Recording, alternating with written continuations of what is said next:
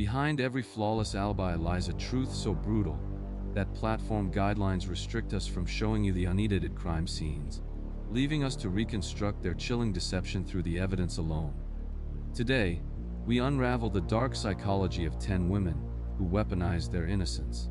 orchestrating unspeakable tragedies and almost getting away with murder.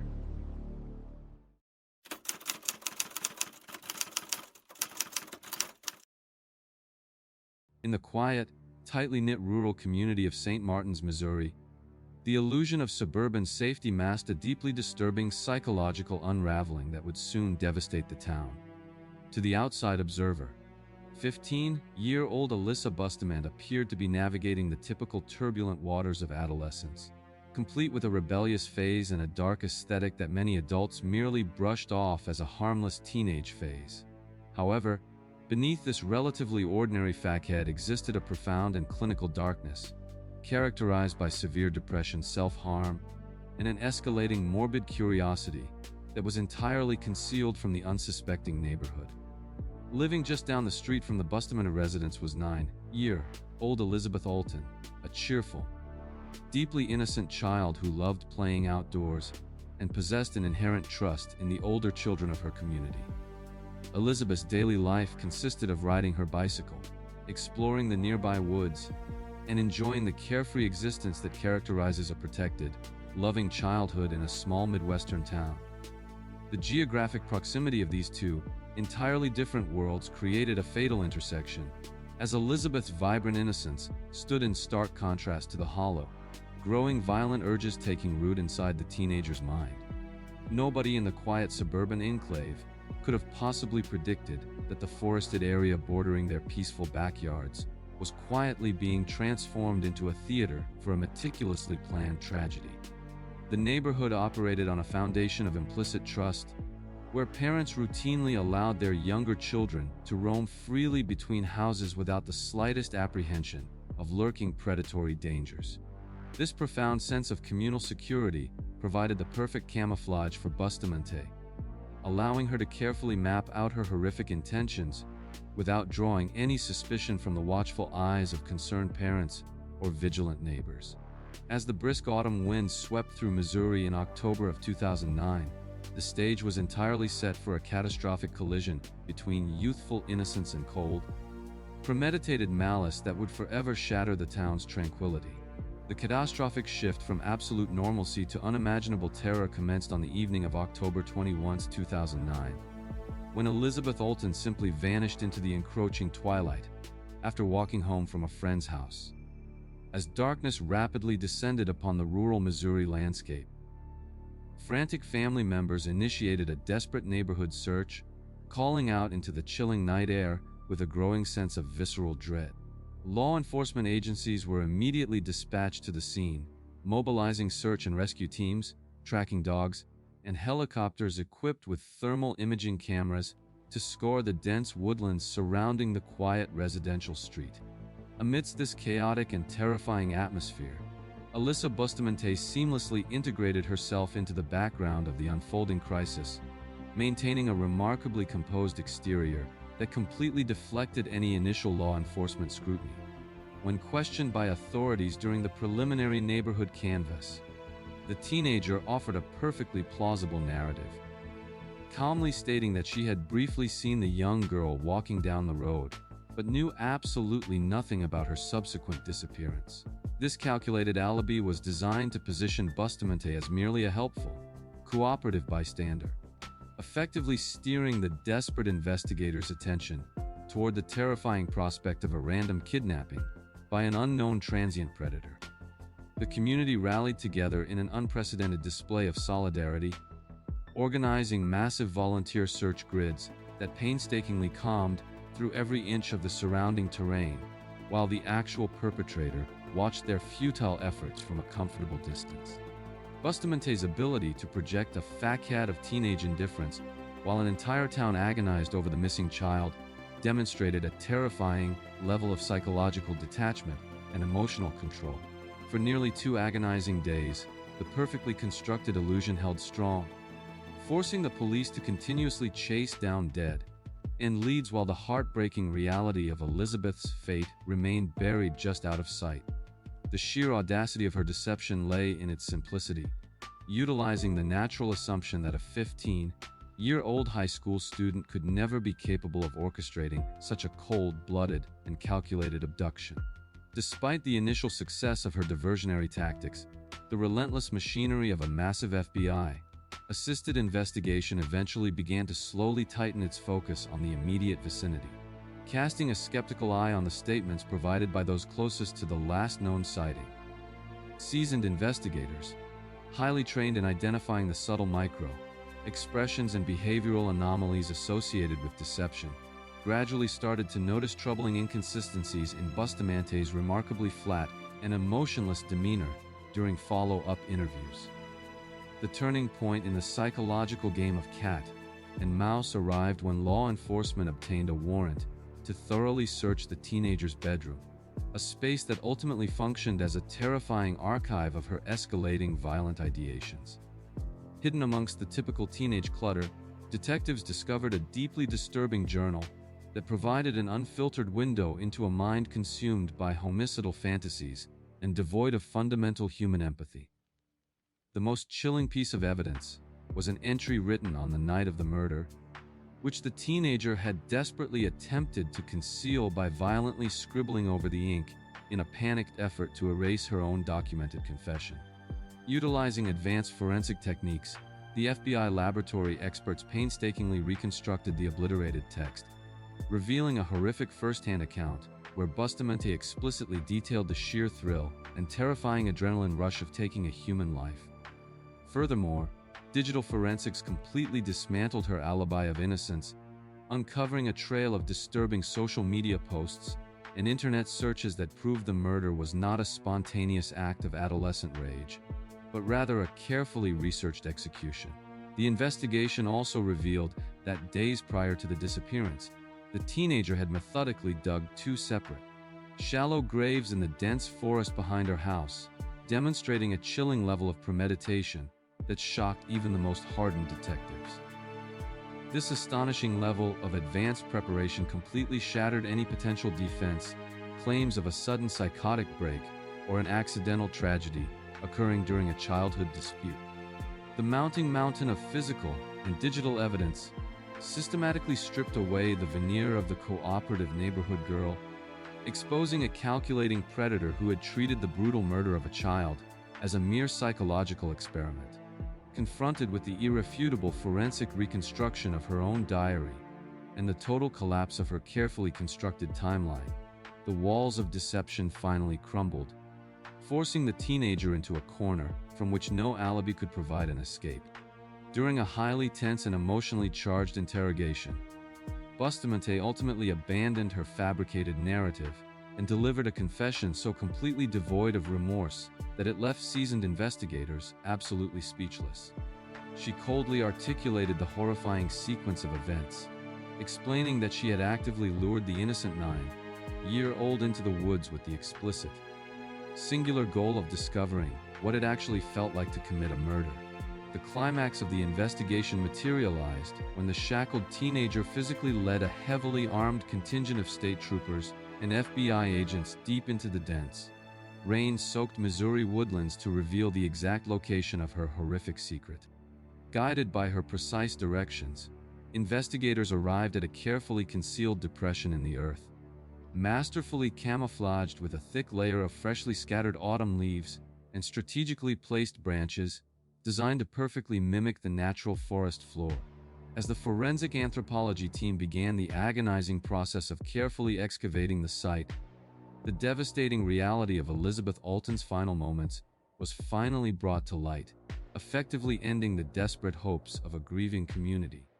The autopsy results later confirmed the brutal mechanics of the crime, detailing a completely unprovoked, multi-faceted attack involving strangulation and sharp force trauma that highlighted the extreme viciousness of the seemingly quiet high schooler.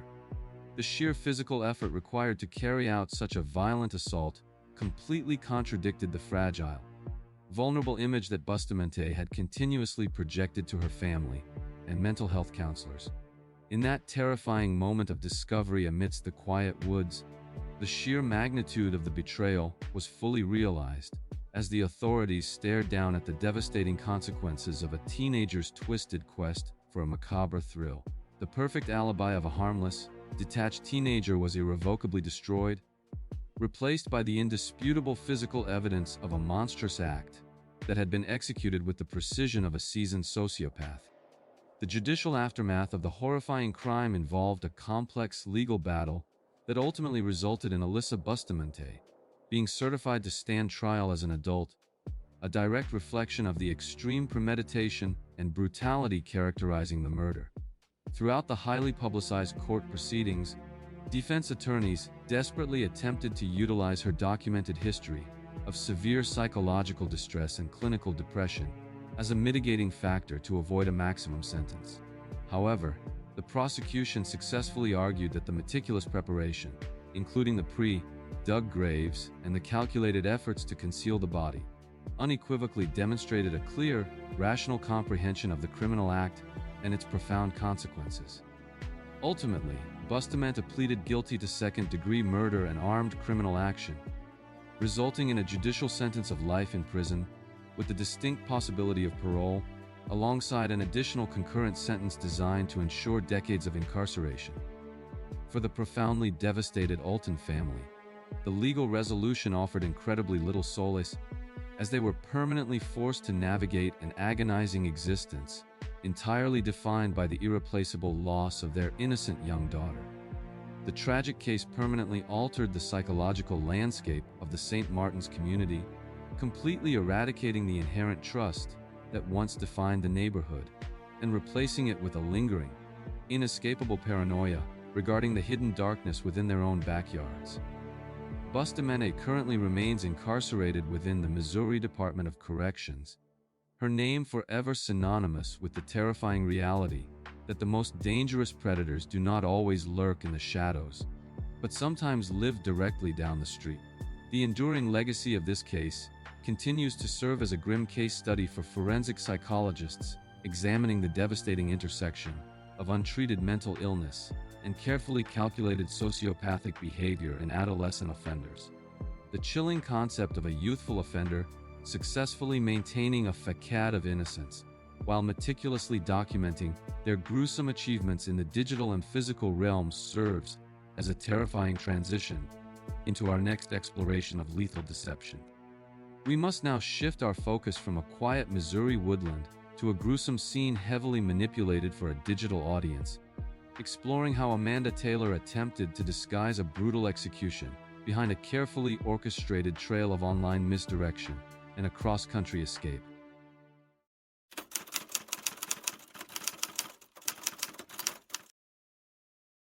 In Montgomery County, Virginia, the tragic ripple effects of a devastating personal loss served as the psychological catalyst for a horrifying descent into premeditated violence that would eventually captivate the true crime internet community. Amanda Taylor, a young mother grieving the recent suicide of her husband, Rex Taylor, found herself spiraling into a profound, unchecked depression that she chose to feed with an increasingly morbid obsession with serial killers and online gore. To the external world and her immediate family, her dark aesthetic and frequent postings on a blogging platform dedicated to true crime seemed like a maladaptive, but ultimately harmless coping mechanism for a widow navigating profound trauma. However, beneath this digital facade of mourning, Amanda was cultivating a deep-seated, irrational hatred toward her father-in-law Charles Taylor, whom she unjustly blamed entirely for introducing her husband to the prescription medication that preceded his tragic death. Charles, a 60-year-old man living a quiet, unassuming life, was completely unaware that he had been designated as the primary target in his daughter-in-law's twisted, increasingly obsessive revenge fantasy playing out in the dark corners of the internet. The geographical isolation of the Appalachian region provided a secluded backdrop where Amanda could nurture her violent ideations without any significant intervention from mental health professionals or concerned relatives who might have recognized the escalating danger. She slowly began to blur the distinct line between consuming true crime media as an observer and actively desiring to become a perpetrator. Utilizing her digital echo chamber to validate the darkest corners of her grieving mind, the normalization of violence within her curated online spaces effectively desensitized her to the brutal reality of taking a human life, transforming a profound personal tragedy into a distorted justification for cold-blooded murder. The devastating transition from passive internet obsession to active, lethal premeditation occurred completely unnoticed by the local authorities, who had no reason to monitor the digital footprint of a grieving widow. The stage was perfectly set for a gruesome convergence of real-world violence and internet notoriety,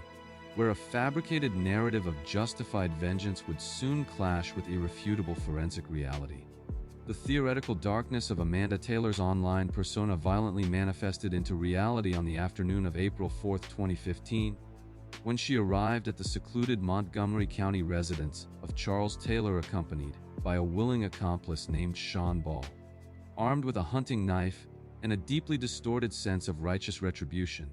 Amanda bypassed the threshold of her father-in-law's home under the guise of a peaceful visit,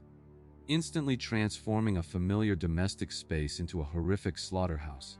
Without warning, she launched a frenzied and brutal physical assault against the older man, inflicting over 30 stab wounds in a continuous, unprovoked attack that completely extinguished his life as he sat defenseless on his living room sofa. However, instead of exhibiting the typical panicked behavior of a murderer desperate to flee the scene and conceal their identity, Amanda immediately prioritized the curation of a digital narrative designed to immortalize her horrific achievement. In a deeply disturbing display of psychological detachment, she casually retrieved her smartphone and posed for a smiling selfie alongside the brutally mutilated body of her father-in-law, proudly displaying the blood-stained murder weapon as a grotesque trophy. This chilling photograph, rapidly uploaded to social media platforms, was intended to serve as a twisted declaration of victory, framing the brutal execution as a tragically romantic act of vengeance, dedicated to the memory of her late husband. She meticulously orchestrated the crime scene not to hide the murder, but to broadcast it to a specific online audience, deliberately leaving a digital trail that she naively believed would cast her as an anti-hero rather than a ruthless killer. As law enforcement officers eventually responded to the residence and discovered the horrific aftermath of the attack, they were immediately confronted with a crime scene that had been thoroughly compromised by the perpetrator's desperate need for internet validation. The sheer audacity of documenting the immediate aftermath of a homicide completely shattered any potential defense of a sudden crime of passion, firmly establishing the presence of calculated malice and a terrifying disregard for human life. The gruesome image circulating in the darkest corners of the internet served as the definitive point of no return, launching a frantic, high-stakes manhunt that would violently spill across state lines as the killer attempted to outrun the very digital footprint she had proudly created. The immediate aftermath of the brutal slaying initiated a desperate and chaotic cross-country evasion as Amanda Taylor and Sean Ball fled the Virginia crime scene, initiating a tense pursuit that heavily relied upon the digital breadcrumbs left by the fugitive. Operating under the misguided assumption that they could outsmart multiple law enforcement agencies, the pair embarked on a doomed road trip down the East Coast, completely unaware that the selfie Amanda had posted was rapidly making its way to investigators. Detectives from the Montgomery County Sheriff's Office immediately began collaborating with federal digital forensic analysts, utilizing the metadata embedded within Amanda's continuous social media updates to precisely track the fugitive's frantic movements across various jurisdictions. During the evasion, Amanda's psychological state continued to deteriorate, completely unraveling the initial defense narrative she had attempted to establish online regarding her supposedly righteous and emotionally justified motivations for the brutal execution of her father-in-law. Her subsequent posts became increasingly erratic and violently boastful, completely contradicting any claims of self-defense or temporary insanity, as she explicitly bragged about the visceral sensation of the murder and openly challenged authorities to apprehend her. The digital footprint she had weaponized to gain notoriety had suddenly transformed into an inescapable tracking device, allowing investigators to anticipate their trajectory and alert highway patrol units in neighboring states as the desperate journey continued southward. Meanwhile, the relationship between the two fugitives began to severely fracture under the crushing pressure of the nationwide manhunt, as paranoia and the stark reality of their impending capture completely eroded any remaining loyalty between the accomplices. Investigators methodically collected surveillance footage from gas stations and rest stops along the interstate, carefully matching the physical evidence of their flight with the chilling, real-time manifesto Amanda continued to broadcast to her horrified internet followers.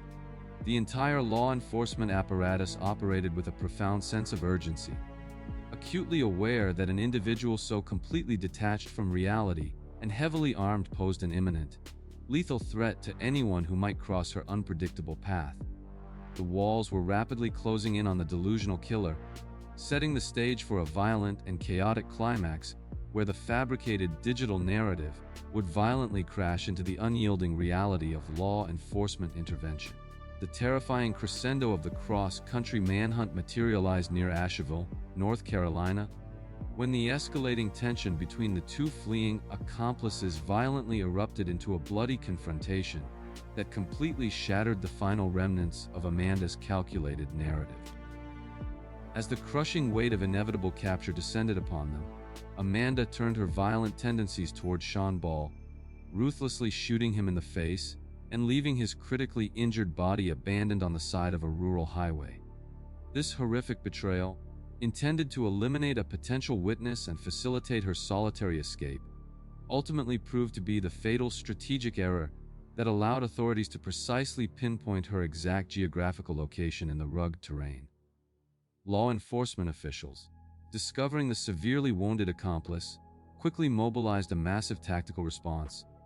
swarming the area with heavily armed apprehension teams as they finally cornered the elusive fugitive at a nearby intersection.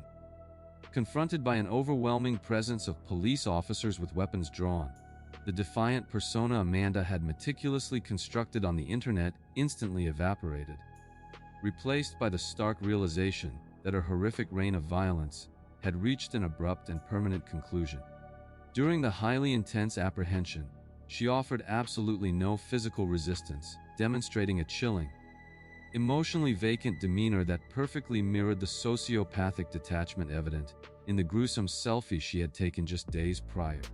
The subsequent interrogation entirely dismantled any remaining fragments of an alibi or a coherent defense, as detectives systematically presented her with the irrefutable digital evidence she had foolishly uploaded to the public domain. There could be no claims of memory loss, no assertions of an accidental altercation, and no possibility of shifting the blame, because the perpetrator had painstakingly documented every crucial element of her own extreme culpability for the entire world to witness.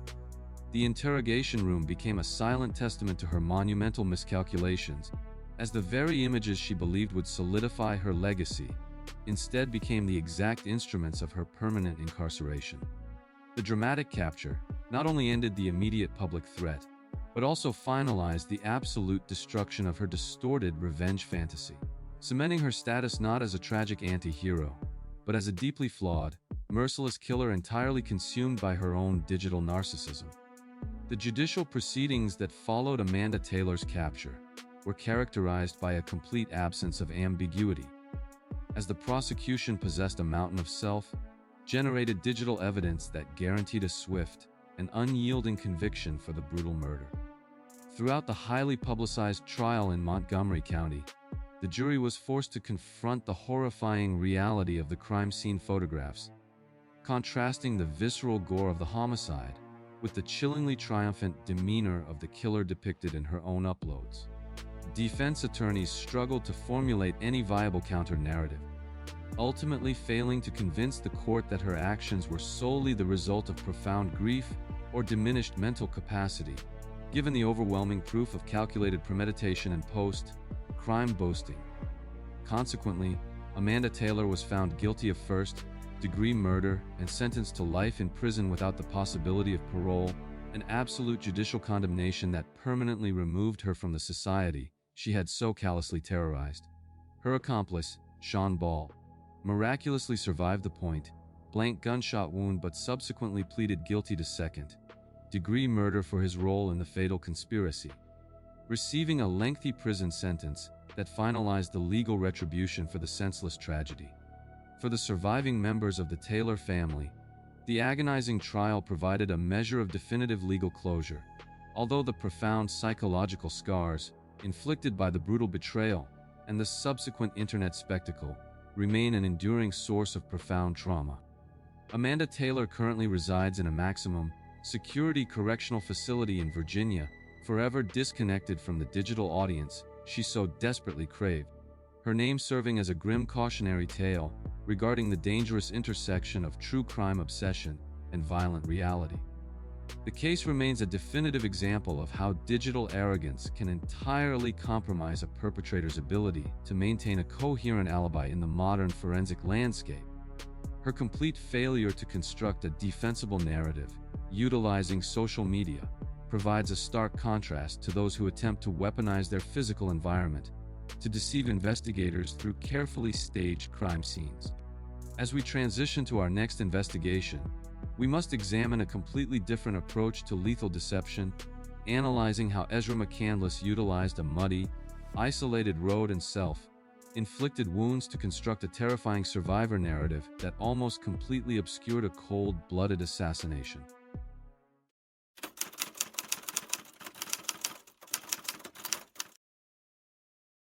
In the seemingly tranquil bohemian college town of Eau Claire, Wisconsin, the complex social dynamics of a vibrant local arts scene provided the camouflage for a deeply troubled individual quietly engineering a catastrophic collision of romantic entanglements. At the center of this impending tragedy was 20-year-old Ezra McCandless, a young woman navigating profound identity struggles and exhibiting a pattern of highly erratic, attention-seeking behaviors that frequently disrupted the lives of those closest to her. Contrasting sharply with McCandless's turbulent psychological landscape was 24-year-old Alex Woodworth, a universally beloved local barista and brilliant philosophy student known for his gentle demeanor, intellectual curiosity, and an innate desire to help others navigate their own emotional hardships. Woodworth's profound empathy unfortunately made him an ideal, unsuspecting target for a manipulative personality requiring a constant, unwavering stream of emotional validation and dramatic conflict. The extended social circles surrounding the pair viewed their interactions as merely another complicated layer of youthful, experimental relationships, entirely failing to recognize the dangerous, possessive undercurrents that McCandless was desperately attempting to manage through calculated deceit. Living in a tight-knit Midwestern community, where doors were rarely locked and interpersonal disputes were typically resolved through open dialogue, no one could have anticipated the level of lethal premeditation brewing beneath the surface of a seemingly mundane romantic triangle. McCandless had woven an incredibly intricate web of fabrications, simultaneously engaging with multiple romantic partners and systematically pitting them against one another in a dangerous psychological game designed to centralize her as the ultimate object of desire and concern. This volatile environment of manufactured jealousy and emotional manipulation completely obscured the very real, terrifyingly violent ideations that were beginning to crystallize within her mind as she felt her control over the carefully constructed narrative beginning to slip. The mundane reality of coffee shop study sessions and local music house shows served as the perfectly normal backdrop against which a horrific, cold-blooded execution was actively being plotted under the guise of resolving a complicated lover's quarrel. As the harsh Wisconsin winter slowly transitioned into a dreary, muddy spring, the stage was meticulously set for a devastating betrayal that would permanently shatter the safety of the community and extinguish a remarkably bright, promising young life. The carefully maintained facade of romantic confusion violently shattered into a gruesome reality on the desolate, rain-soaked afternoon of March 22, 2018, along a treacherous and deeply rutted dirt road in rural Dunn County. Emerging from the complete darkness of the isolated agricultural landscape A remarkably battered and bloodied McCandless stumbled up to the front porch of a remote dairy farmhouse, frantically pounding on the door and immediately launching into a terrifying narrative of victimization. Presenting a horrifying visual spectacle to the bewildered homeowner, her clothing was thoroughly saturated with thick mud and blood, while her skin bore numerous jagged lacerations that she hysterically claimed were the result of a vicious, unprovoked assault by Alex Woodworth. The most visually arresting and deeply disturbing element of her physical presentation was the word "BOI," deeply and crudely carved into the flesh of her left forearm. A mutilation she explicitly attributed to her alleged attacker's frantic attempt to degrade her evolving gender identity. First responders rushing to the remote geographical location were immediately directed by the weeping survivor to her abandoned vehicle, which remained hopelessly mired in the deep, unyielding mud of a treacherous path colloquially known as a minimum maintenance road. Upon cautiously approaching the deeply entrenched Sedan, law enforcement officers were confronted with an unimaginably brutal crime scene that stood in stark, horrifying contrast to the relatively superficial injuries displayed by the woman actively claiming to be the sole victim. Inside and immediately surrounding the vehicle, investigators discovered the lifeless, heavily mutilated body of Alex Woodworth, who had sustained 16 devastating stab wounds to his head, neck, and torso in a frenzied attack that definitively ended his life. McCandless firmly established her alibi within the very first moments of police contact, painting a vivid, harrowing picture of a peaceful conversation that suddenly deteriorated into a lethal struggle for survival against a suddenly deranged, deeply obsessive former lover. This immediate, highly calculated attempt to seize control of the narrative relied heavily on the inherent societal bias that defaults to believing a visibly injured, crying young woman who claims to have narrowly escaped a violent male aggressor. For the crucial first few hours of the investigation, the muddy road served exactly the purpose its architect intended, presenting a chaotic, blood-soaked tableau that temporarily paralyzed the authorities' ability to see the cold-blooded predator hiding perfectly in plain sight. Despite the initial sympathetic response from the responding patrol deputies, the incredibly complex machinery of a dedicated homicide investigation quickly began to dismantle the fragile architecture of the survivor narrative McCandless had so desperately attempted to construct. Seasoned detectives, trained to meticulously analyze the spatial dynamics and physical evidence of violent encounters, immediately noted glaring discrepancies between the horrific severity of Woodworth's fatal wounds and the remarkably controlled, highly superficial nature of the cuts found on McCandless's body. The most damning piece of forensic contradiction emerged from the very mutilation designed to garner maximum sympathy. A close medical examination of the word "BOI" carved into her forearm revealed that the letters were inscribed from a distinct angle, strongly indicating it was deliberately self-inflicted. Furthermore,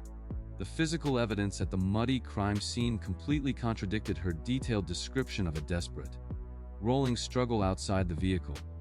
as the blood spatter analysis clearly indicated that Woodworth had been suddenly and viciously attacked from behind while sitting defenseless in the passenger seat.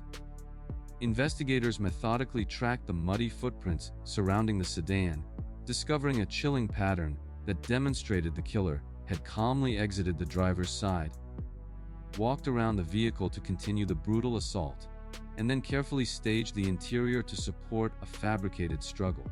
The digital forensics team delivered another devastating blow to the alibi by recovering deleted text messages that proved McCandless had utilized a fake persona to actively lure Woodworth to the isolated geographical location, entirely disproving her claim that they had simply gone for an aimless afternoon drive.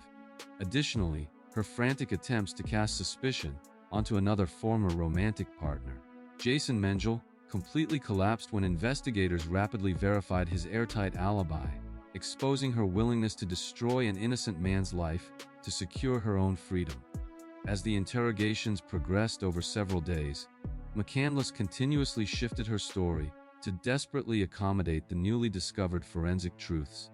transforming her narrative from an unprovoked attack to an accidental stabbing, and finally to a convoluted claim of defense during a mutual struggle.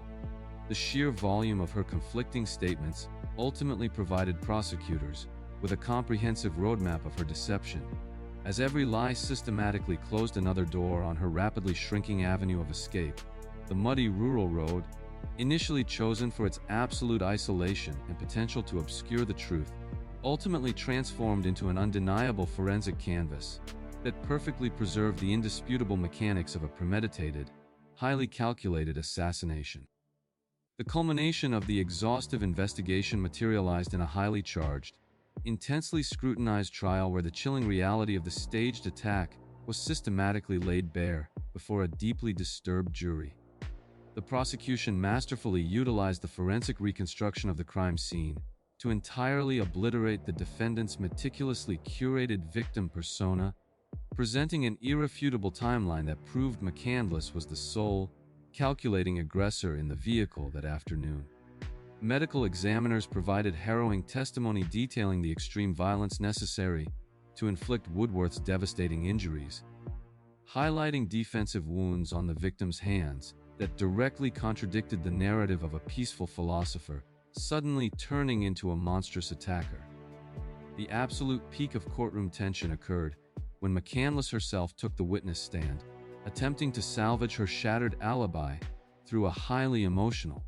tearful performance that ultimately collapsed under the immense weight of a relentless, surgical cross-examination by the prosecuting attorneys. Forced to confront the agonizingly detailed photographs of the crime scene and the glaring impossibilities of her self-inflicted wounds, her carefully constructed facade of vulnerability completely dissolved, revealing a deeply manipulative individual entirely devoid of genuine remorse for the life she had brutally extinguished. The jury was presented with the undeniable truth that the defendant had not only planned a cold-blooded murder, but had also cynically weaponized the very real societal issue of gender-based violence to orchestrate a horrific, theatrical cover-up for her own selfish actions. The revelation that she had carved a derogatory word into her own flesh solely to manufacture a motive for the deceased victim shocked the courtroom,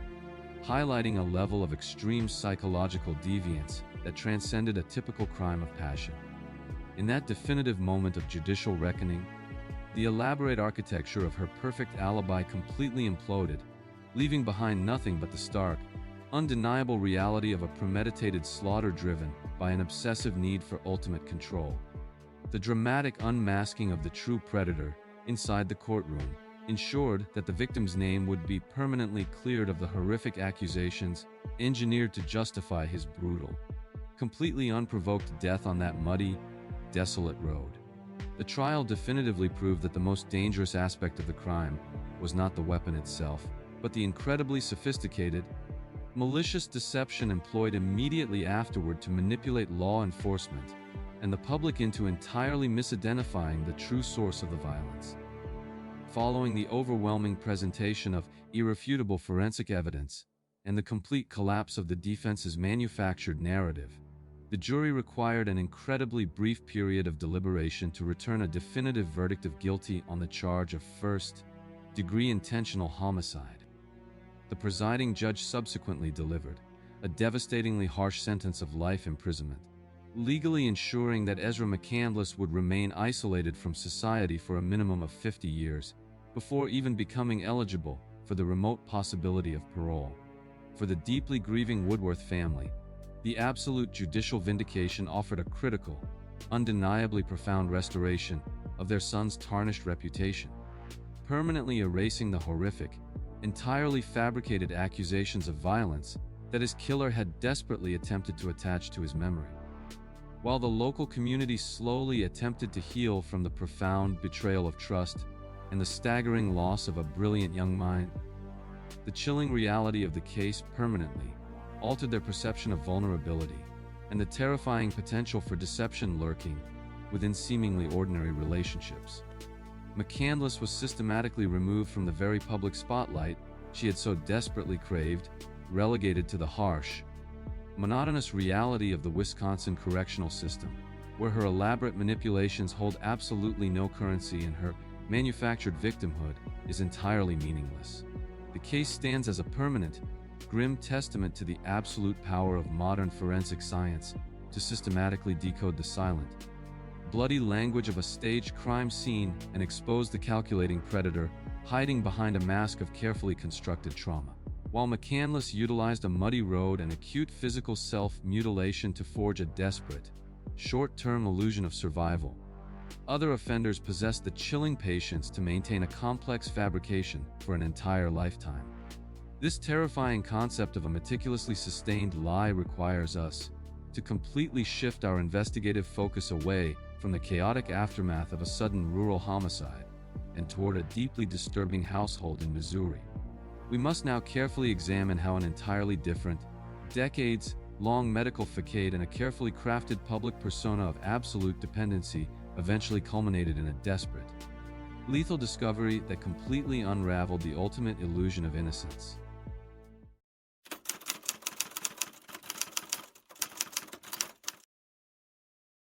In the quiet, exceptionally welcoming neighborhoods of Springfield, Missouri, a small, brightly painted pink house built by Habitat for Humanity stood as a profound symbol of community resilience and unconditional maternal love. Residing within this seemingly perfect sanctuary was Claudine, D.D., Blanchard and her daughter Gypsy Rose, a family unit that had thoroughly captured the hearts and immense charitable resources of the entire region following their relocation after Hurricane Katrina. To the outside world, medical professionals, and generous neighbors, Gypsy Rose appeared as a tragic but perpetually cheerful figure trapped within a fragile, failing body, confined entirely to a wheelchair and dependent on an agonizing array of life-sustaining medical equipment. D.D. meticulously constructed an elaborate, heavily documented narrative detailing a catastrophic laundry list of her daughter's chronic ailments, including leukemia, muscular dystrophy, severe asthma, epilepsy, and the mental capacity of a 7-year-old child. This carefully curated illusion of absolute dependence prompted an outpouring of unwavering support from prominent charitable organizations, resulting in free flights to medical specialists, backstage passes to concerts, and a continuous stream of financial donations meant to ease their immense suffering. The profound, overarching tragedy of the situation completely blinded the local community and numerous pediatric specialists to the terrifying reality that the devastating illnesses were entirely fabricated instruments of absolute control orchestrated by a deeply disturbed mother.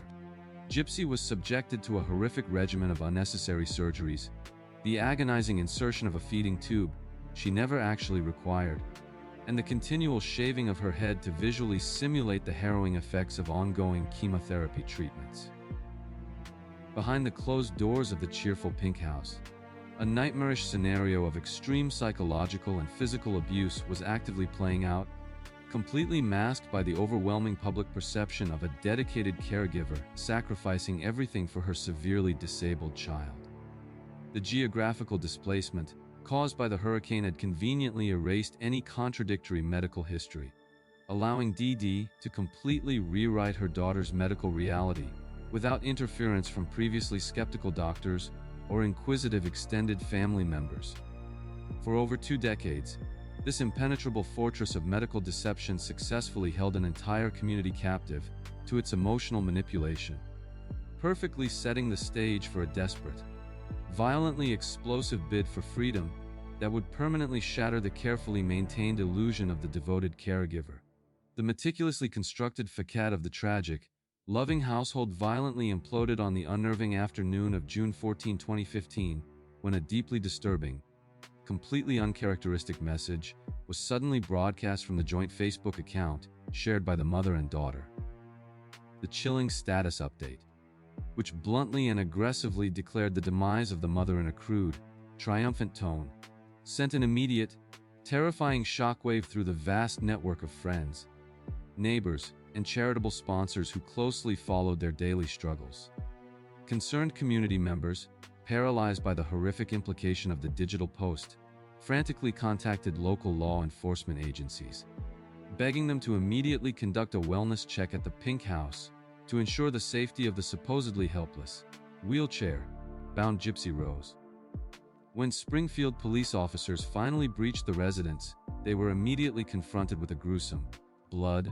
soaked crime scene in the master bedroom, where they discovered the brutally stabbed, lifeless body of Dee Blanchard lying face down on her bed. The immediate,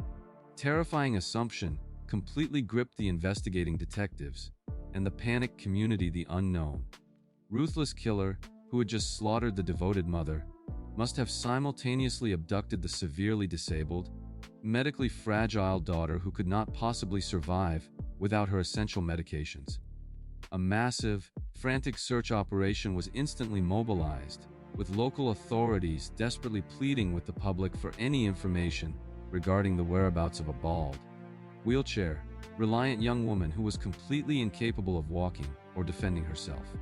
The disturbing digital footprint, however, provided the very first crucial crack in the decades-long illusion, as the bizarre Facebook post fundamentally contradicted the established narrative of a helpless victim and pointed toward a much darker, highly calculated digital origin. Investigators immediately initiated emergency subpoenas to the social media platform, desperately working to trace the specific IP address associated with the terrifying post, hoping it would lead them directly to the kidnapper's precise geographical location before Gypsy succumbed to her fabricated medical conditions. This pivotal moment of violent discovery completely transformed a community's profound sympathy into visceral horror,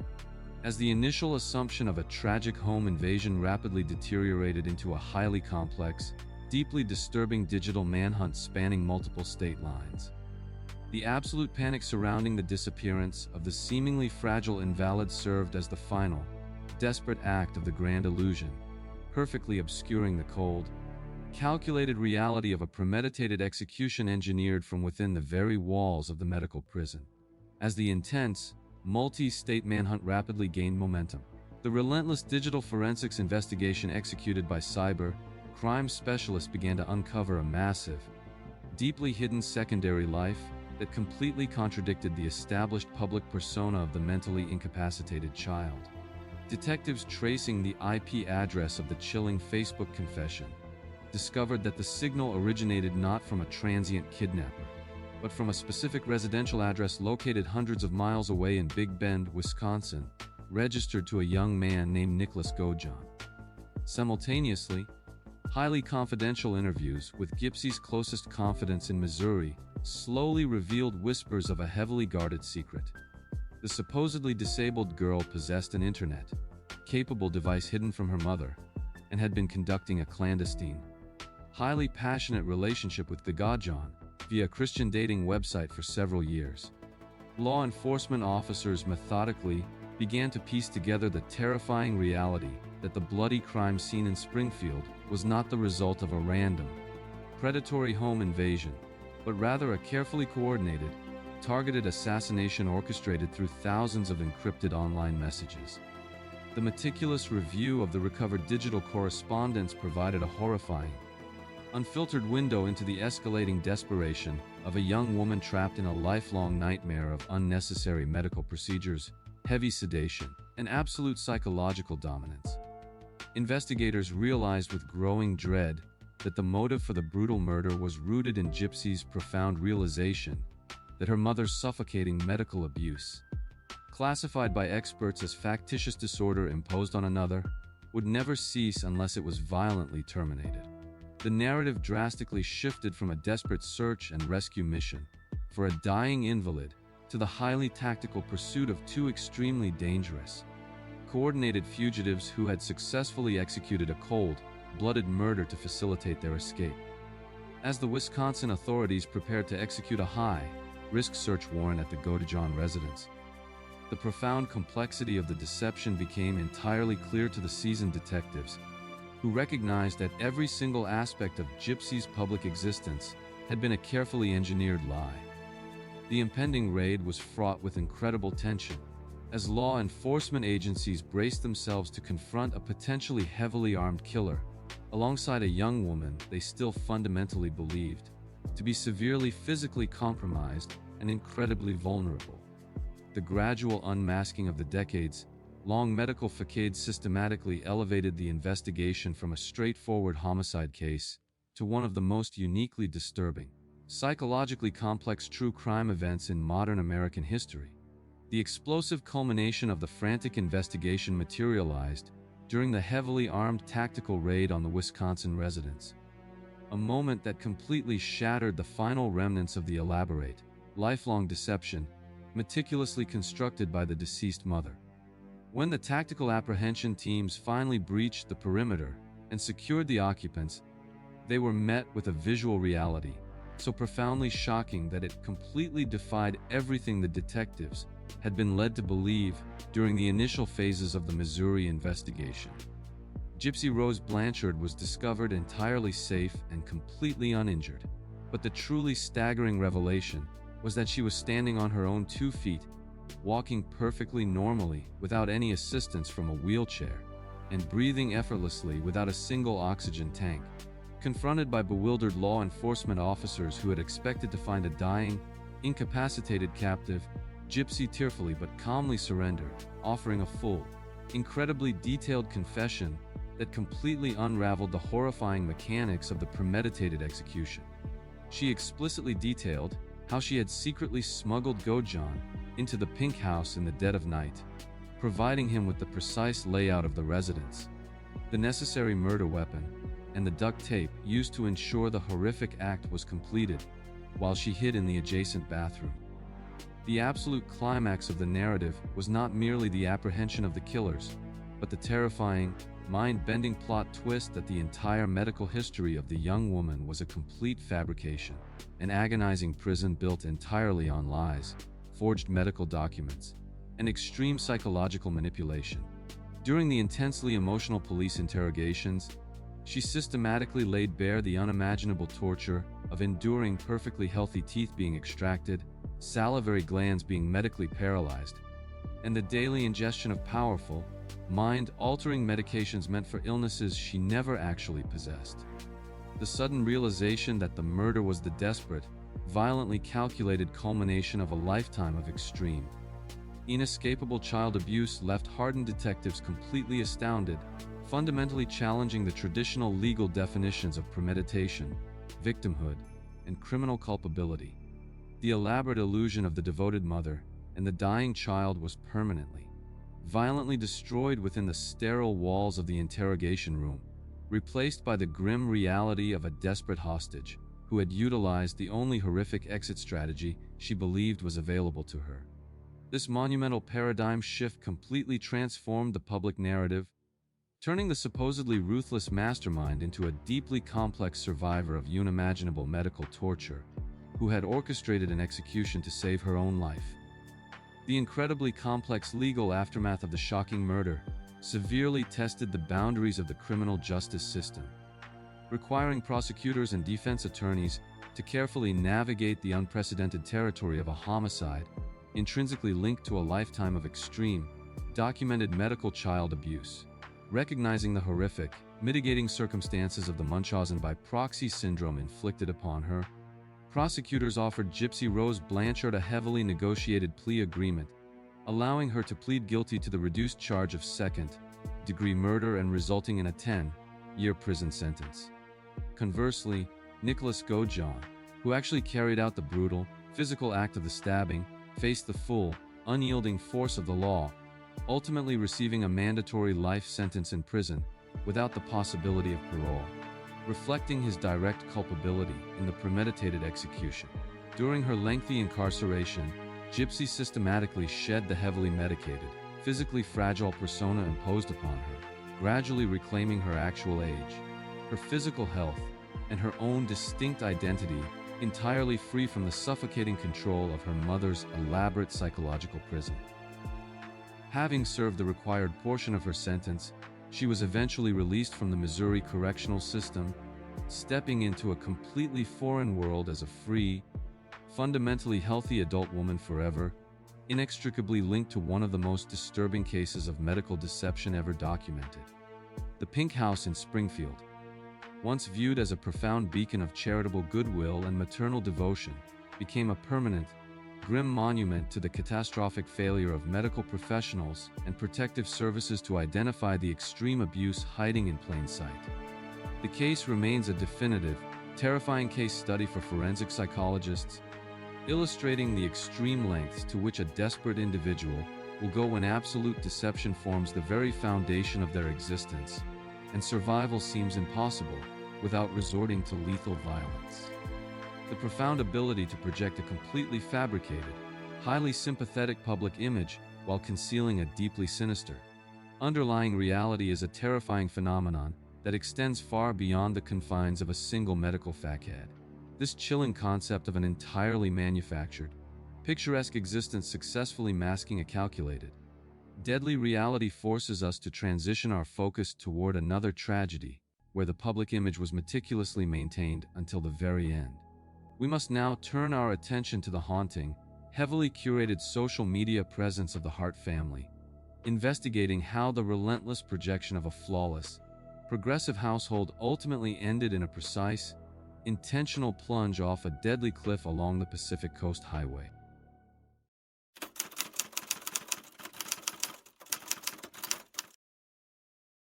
The carefully curated digital existence of Jennifer and Sarah Hart presented an absolute, unyielding illusion of a progressive, harmonious, and remarkably enlightened household dedicated to the nurturing of 6 beautiful, adopted children. Across hundreds of beautifully composed, heavily filtered photographs uploaded to various social media platforms, the family was consistently depicted attending vibrant music festivals, participating in passionate social justice rallies, and exploring the breathtaking natural landscapes of the Pacific Northwest. To the extensive network of online followers and distant acquaintances who consumed this daily content, the two mothers appeared as tireless, deeply devoted advocates for unconditional love and radical acceptance, offering a profound beacon of hope in an often cynical world. However, beneath this meticulously constructed, two-dimensional veneer of utopian domesticity, a deeply disturbing reality of severe isolation, chronic neglect, and systemic starvation was deliberately being concealed from the watchful eyes of educators, medical professionals, and child protective services. The family's frequent relocations across multiple states, from Minnesota to Oregon, and eventually to a heavily wooded, secluded property in Woodland, Washington, functioned as a highly effective mechanism to evade the growing scrutiny of suspicious teachers and concerned neighbors who occasionally glimpsed the terrifying truth behind the smiles. Within the heavily guarded walls of their rural home, the children were subjected to a draconian regime of harsh psychological manipulation, severe caloric restriction as a form of cruel punishment, and forced performances designed exclusively to generate sympathetic content for Jennifer's insatiable digital audience. The stark, horrifying dichotomy between the radiant, world-traveling family celebrated on the internet and the terrified, emaciated children trapped behind closed doors remained perfectly balanced for years due to the mother's absolute control over their environment and their aggressive homeschooling narrative. The geographical isolation of their Washington residence provided the ultimate camouflage, allowing the parents to completely sever the children's remaining fragile ties to the outside world and siloing them within a dangerous echo chamber of maternal dominance. This sophisticated architecture of deception relied entirely on the societal willingness to blindly accept the visual evidence of happiness presented on a glowing screen, completely failing to recognize the desperate, silent cries for help hidden just beyond the frame of the camera. For years, the perfect alibi of exceptional parenting completely shielded the horrific, daily abuse from authorities, setting a deeply tragic stage for a devastating reckoning when the impenetrable fortress of lies finally began to crack under the weight of its own unspeakable cruelty. The carefully orchestrated illusion of absolute domestic perfection sustained its first fatal fracture in the middle of March 2018, when the agonizing reality of the children's starvation fundamentally overpowered the intense fear of their mother's severe retribution. Devonta, the teenager whose tearful embrace with a police officer at a Portland rally had previously gone viral and served as the cornerstone of the family's progressive digital brand, began making desperate, highly secretive visits to his immediate neighbors, the DeKalb family. Under the terrifying, constant threat of discovery, the severely malnourished boy repeatedly begged for non-perishable food items, revealing that his mothers were aggressively withholding all sustenance as a draconian disciplinary measure for completely fabricated, minor infractions. The profoundly disturbed neighbors, acutely recognizing the immense physical deterioration of the children and completely unswayed by the mother's previously established charm, definitively broke the silence by placing a highly detailed, urgent call to Washington State Child Protective Services. This crucial intervention initiated an immediate, formal investigation, prompting a state social worker to physically arrive at the rural woodland property on Friday, March 23, attempting to make direct contact with the parents and visually assess the physical condition of the 6 children. The ominous, echoing sound of the social worker decisively knocking on the front door completely shattered the delicate, artificial equilibrium of the household, instantly transforming the carefully controlled environment into a scene of absolute, chaotic panic as the mothers realized their elaborate facade was finally collapsing. Instead of answering the door and facing the inevitable, catastrophic legal consequences of their prolonged, systemic child abuse, Jennifer and Sarah Hart made the immediate, highly calculated decision to completely abandon their secluded home and initiate a desperate, frantic flight from the rapidly approaching authorities. This terrifying point of no return marked the exact moment the digital projection of the loving family was permanently extinguished, replaced by the grim, hyper-vigilant reality of 2 cornered predators, recognizing that their years of meticulous deception had finally reached an inescapable conclusion. The sudden, unannounced departure left behind an eerily silent house with untouched belongings,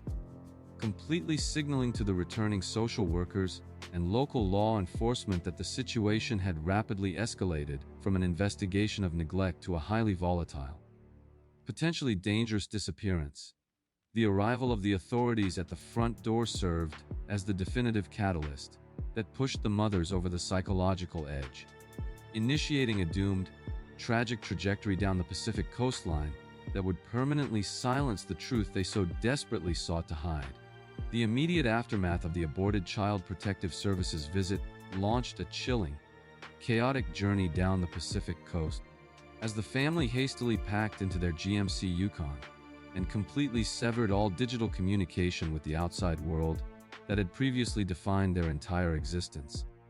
While deeply concerned friends and online followers began frantically posting messages expressing their growing alarm over the sudden,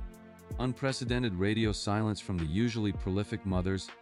investigators in Washington were simultaneously executing search warrants on the abandoned property to understand the profound severity of the situation. As the heavy SUV traveled southward through Oregon and into the rugged, isolated coastal regions of Northern California, a terrifying, incredibly dark narrative began to unfold within the digital footprint left behind by Sarah Hart's frantic,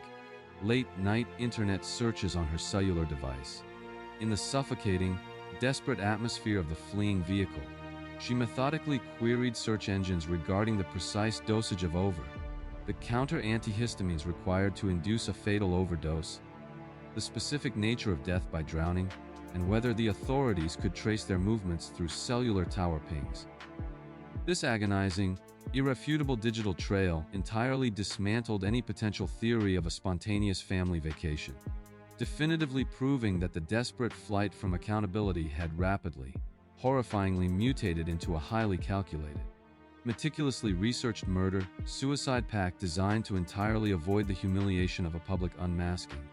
The authorities, aggressively attempting to triangulate the family's exact location, discovered that the parents had deliberately powered down their mobile devices for extended periods,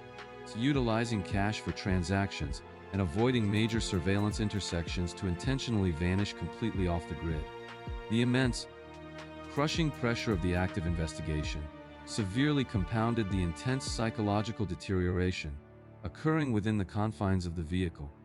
As the 2 mothers systematically prepared to extinguish the lives of the children they had spent years parading as trophies of their own exceptional morality. Law enforcement agencies up and down the western seaboard were placed on high alert, desperately searching for the specific vehicle, completely unaware that the perpetrators had already firmly committed to an unfathomable course of action, that would permanently preclude any possibility of a courtroom reckoning. The mounting dread experienced by the searching detectives perfectly mirrored the terrifying, suffocating reality inside the Yukon, where 6 innocent children were completely trapped with 2 deeply disturbed individuals who had finalized their decision to entirely erase the family rather than face the glaring light of truth. The journey transformed into an agonizing countdown, a one-way trip toward absolute destruction, fueled by a lethal combination of profound narcissism, a complete lack of maternal empathy, and the absolute refusal to surrender the narrative of perfection they had fought so viciously to maintain. The terrifying, days-long evasion reached its violently catastrophic climax on the stark, breathtakingly beautiful morning of March 26, 2018, when a passing motorist noticed a deeply unsettling disruption in the rugged dirt and vegetation near a scenic overlook in Mendocino County, California. Responding to the urgent emergency call, local law enforcement and search and rescue teams descended upon the isolated geographical location, peering over the precipice of the jagged cliff to discover the completely destroyed, mangled wreckage of the Hart family's GMC Yukon, resting on the massive rocks 100 feet below, battered by the unforgiving ocean waves. Initial hopes that the horrifying scene was simply a tragic, accidental result of drowsy driving on the treacherous, winding Pacific Coast Highway were immediately and systematically destroyed by the devastatingly clear, irrefutable physical evidence meticulously gathered by accident reconstruction specialists. The forensic analysis of the vehicle's internal computer system revealed a horrifying narrative of absolute, premeditated intent. The SUV had completely stopped at the edge of the scenic pull-off, deliberately accelerated from a standstill across the 70 feet of dirt, and launched off the sheer cliff edge with the accelerator pedal fully depressed at exactly 100%. The complete and total absence of any skid marks or evasive braking maneuvers entirely ruled out any mechanical failure, sudden medical emergency, or unexpected swerving to avoid an animal on the desolate, coastal roadway. Furthermore, the recovery of the bodies presented a profoundly disturbing, incontrovertible toxicology report demonstrating that Sarah Hart and the children had been heavily sedated with massive, toxic doses of Benadryl, deliberately rendering the victims completely incapacitated and unable to fight or escape their impending doom. Jennifer Hart, firmly positioned behind the steering wheel, was found to possess a significantly elevated blood alcohol concentration far exceeding the legal limit, a calculated ingestion likely intended to artificially induce the liquid courage necessary to violently execute the final, unspeakable act of annihilation. In that terrifying, defining moment at the edge of the continent, the meticulously crafted, decade-long facade of the progressive, loving family was permanently and violently shattered against the unforgiving rocks of the Pacific shoreline, revealing the ultimate, horrifying extent of the mother's absolute control. The shocking plot twist was not merely the discovery of the wreck, but the undeniable, forensic realization that the parents had intentionally, meticulously orchestrated the mass slaughter of their entire family as a final, brutal assertion of dominance over the children they could no longer successfully hide from the world. The subsequent, highly detailed coroner's inquest definitively and officially classified the horrific event as a carefully orchestrated murder, suicide, completely eradicating any lingering, desperate public theories regarding a tragic accident or a catastrophic, sudden loss of vehicular control on the scenic highway. The agonizing, highly complex recovery efforts slowly unfolded over the following weeks as the unforgiving ocean eventually surrendered the remains of the children. Though the body of Devonte Hart was tragically never recovered, leaving a permanent, haunting void in the final, official accounting of the atrocity. The devastating conclusion of the investigation forced a profound, deeply uncomfortable societal reckoning regarding the extreme dangers of parasocial relationships, the complete failure of multiple state child protection agencies to communicate effectively, and the absolute ease with which horrific domestic abuse can be perfectly camouflaged behind a curated, smiling digital footprint. For the biological families of the adopted children, the final, undeniable truth provided absolutely no solace, merely the agonizing,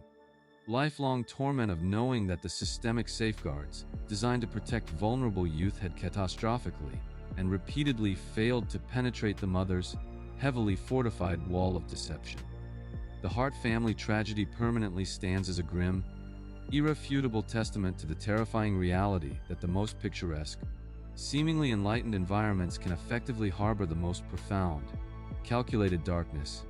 completely shielded by the powerful, blinding light of social media validation. The shattered remnants of the perfect, progressive alibi currently serve as a mandatory, harrowing case study for social workers nationwide, heavily emphasizing the critical, absolute necessity of prioritizing physical, real-world evidence of a child's well-being over the carefully manufactured, digital projections of their deeply flawed caregivers. As the chilling echoes of the Pacific Coast Highway tragedy slowly fade into the permanent annals of modern true crime history, we are forced to violently shift our focus from a deadly obsession with public image to an entirely different, intensely disturbing fixation on the mechanics of murder itself. We must now turn our investigative lens toward the horrifying narrative of Gemma Lilly, carefully exploring how a profoundly obsessive true crime author systematically transformed her own violent, dark fiction into a brutal, calculated reality.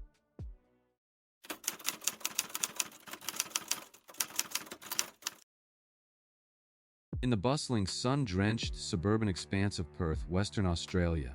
a deeply sinister and carefully concealed psychological landscape was actively thriving behind the thoroughly mundane exterior of a local supermarket manager.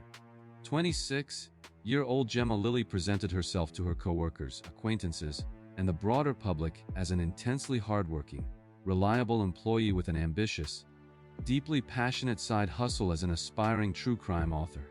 To justify her increasingly morbid conversations, her extensive collection of extremely violent literature,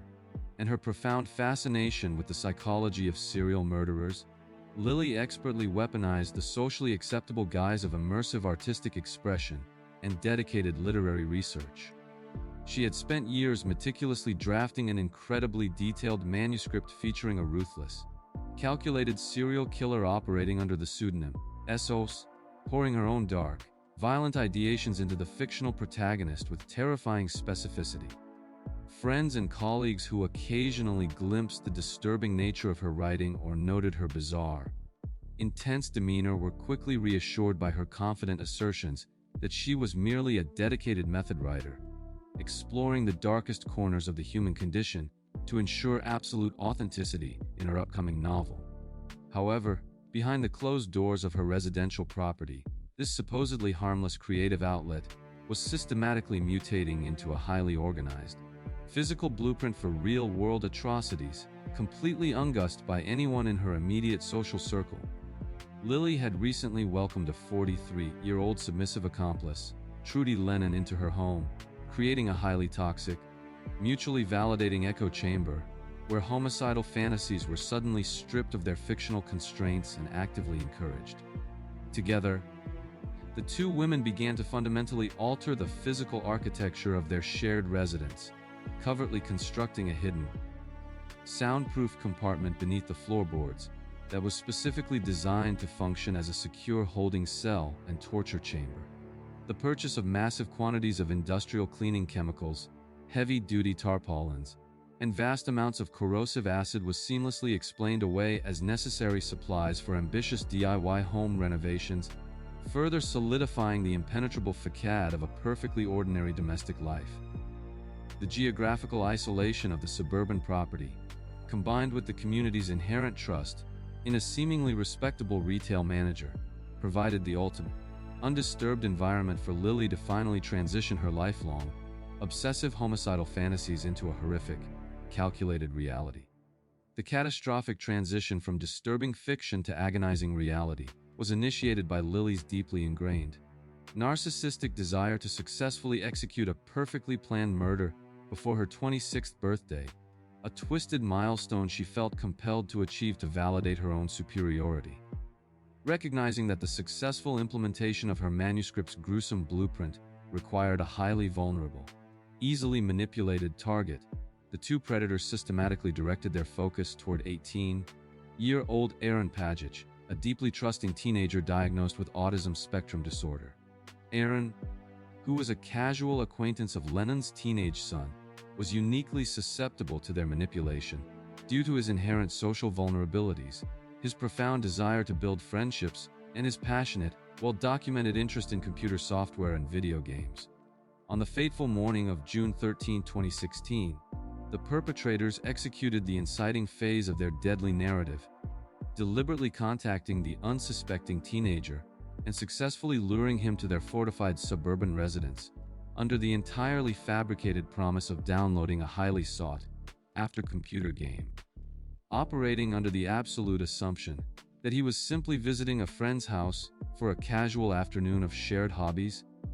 Aaron completely stepped out of his highly structured, heavily monitored daily routine and vanished into the terrifying, hidden reality constructed by the aspiring author. When the vulnerable teenager failed to return to his family home at the expected hour,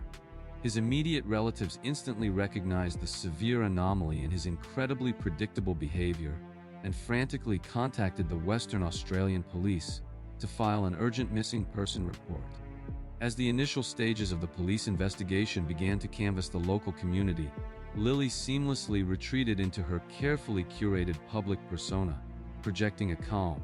highly cooperative demeanor designed to entirely deflect any preliminary suspicion away from her residence. When questioned during the preliminary neighborhood inquiries, the women offered a perfectly synchronized, seemingly airtight alibi, smoothly acknowledging that Aaron had briefly visited their home to discuss computer games, but explicitly insisting that he had departed safely later that afternoon. This calculated misdirection heavily relied upon the societal assumption that two seemingly respectable women, deeply entrenched in the local community, could not possibly harbor any malicious intent toward a disabled teenager who had simply stopped by for a friendly visit. For the first few critical days of the desperately escalating search, the elaborate facade of artistic eccentricity and domestic normalcy functioned flawlessly, forcing the frantic investigators to chase phantom leads, while the horrific truth remained permanently sealed within the boundaries of the killer's property. Despite the initial success of their meticulously rehearsed alibi, the incredibly sophisticated apparatus of modern law enforcement rapidly began to dismantle the fragile architecture of the suspects. Deception through the relentless,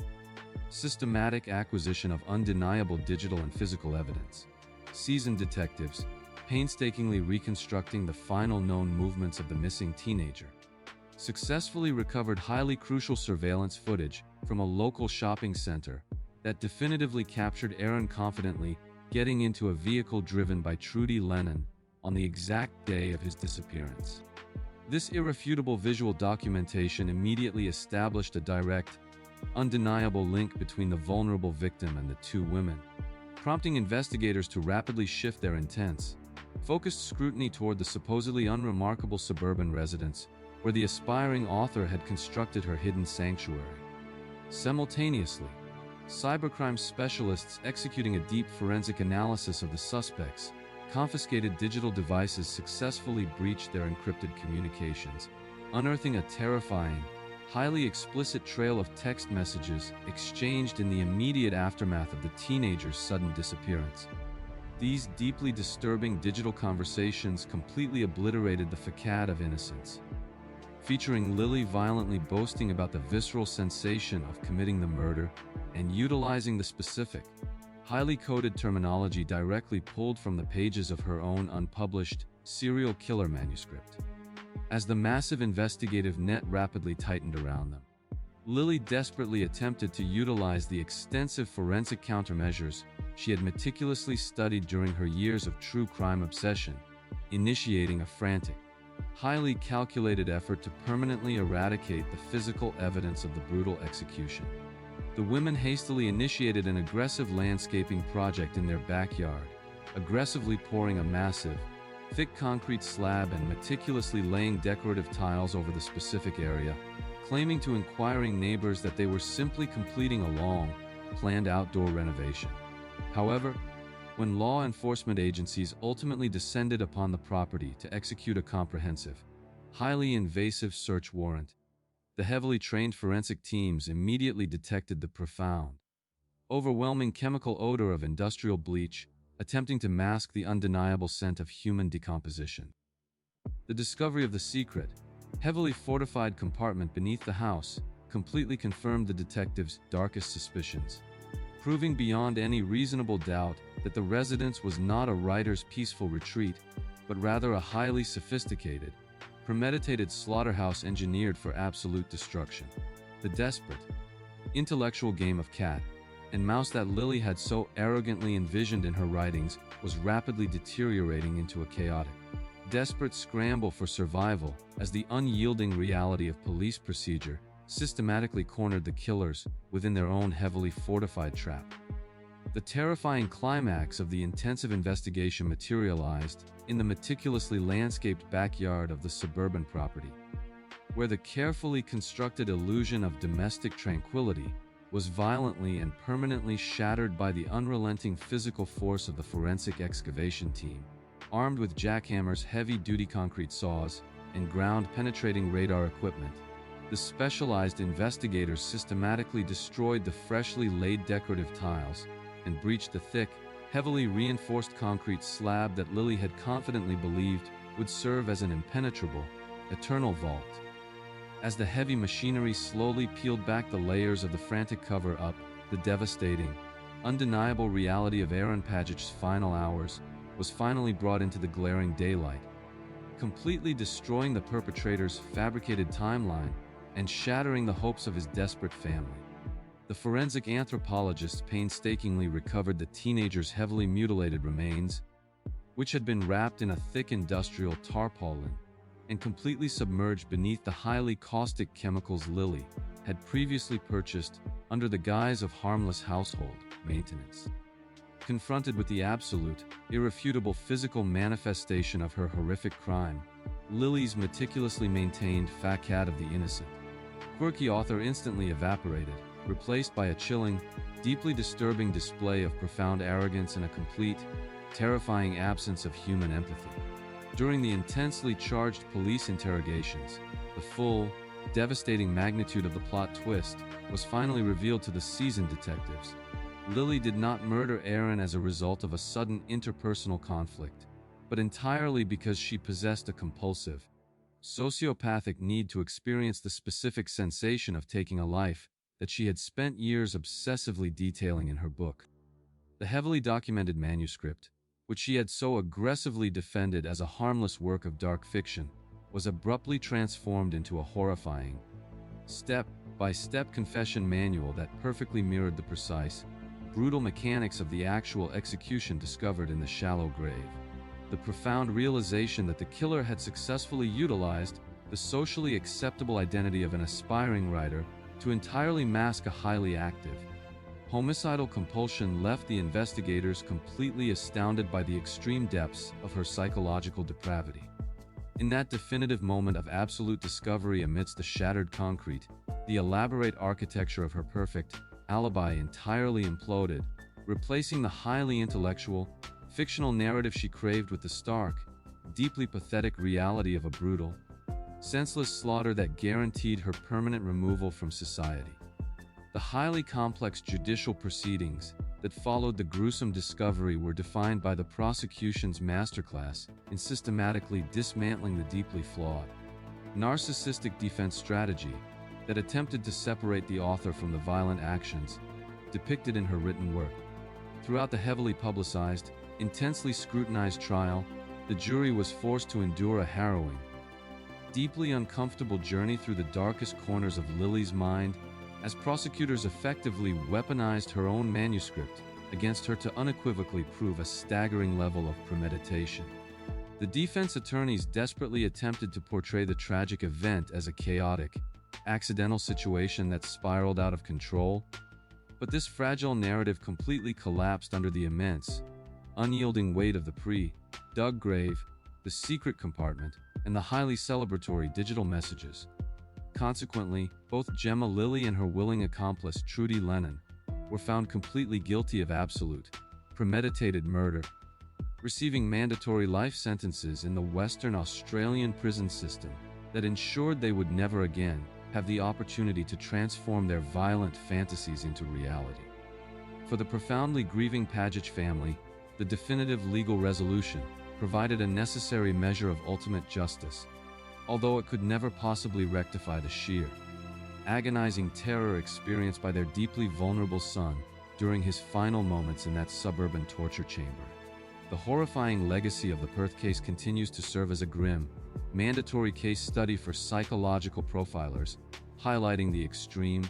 inherent danger that exists when deeply disturbed individuals successfully camouflage their violent, predatory intentions behind the highly protected veil of artistic liberty. Lily's complete,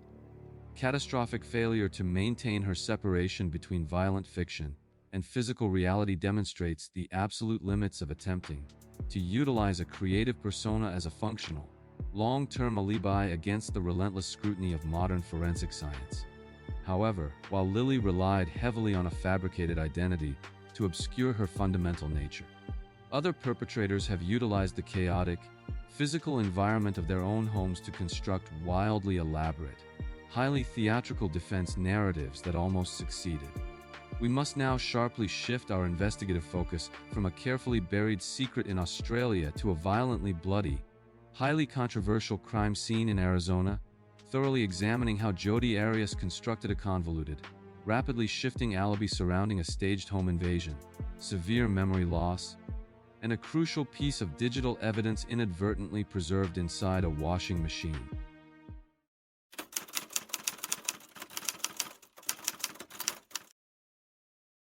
In the sweltering, meticulously manicured suburban landscape of Mesa, Arizona,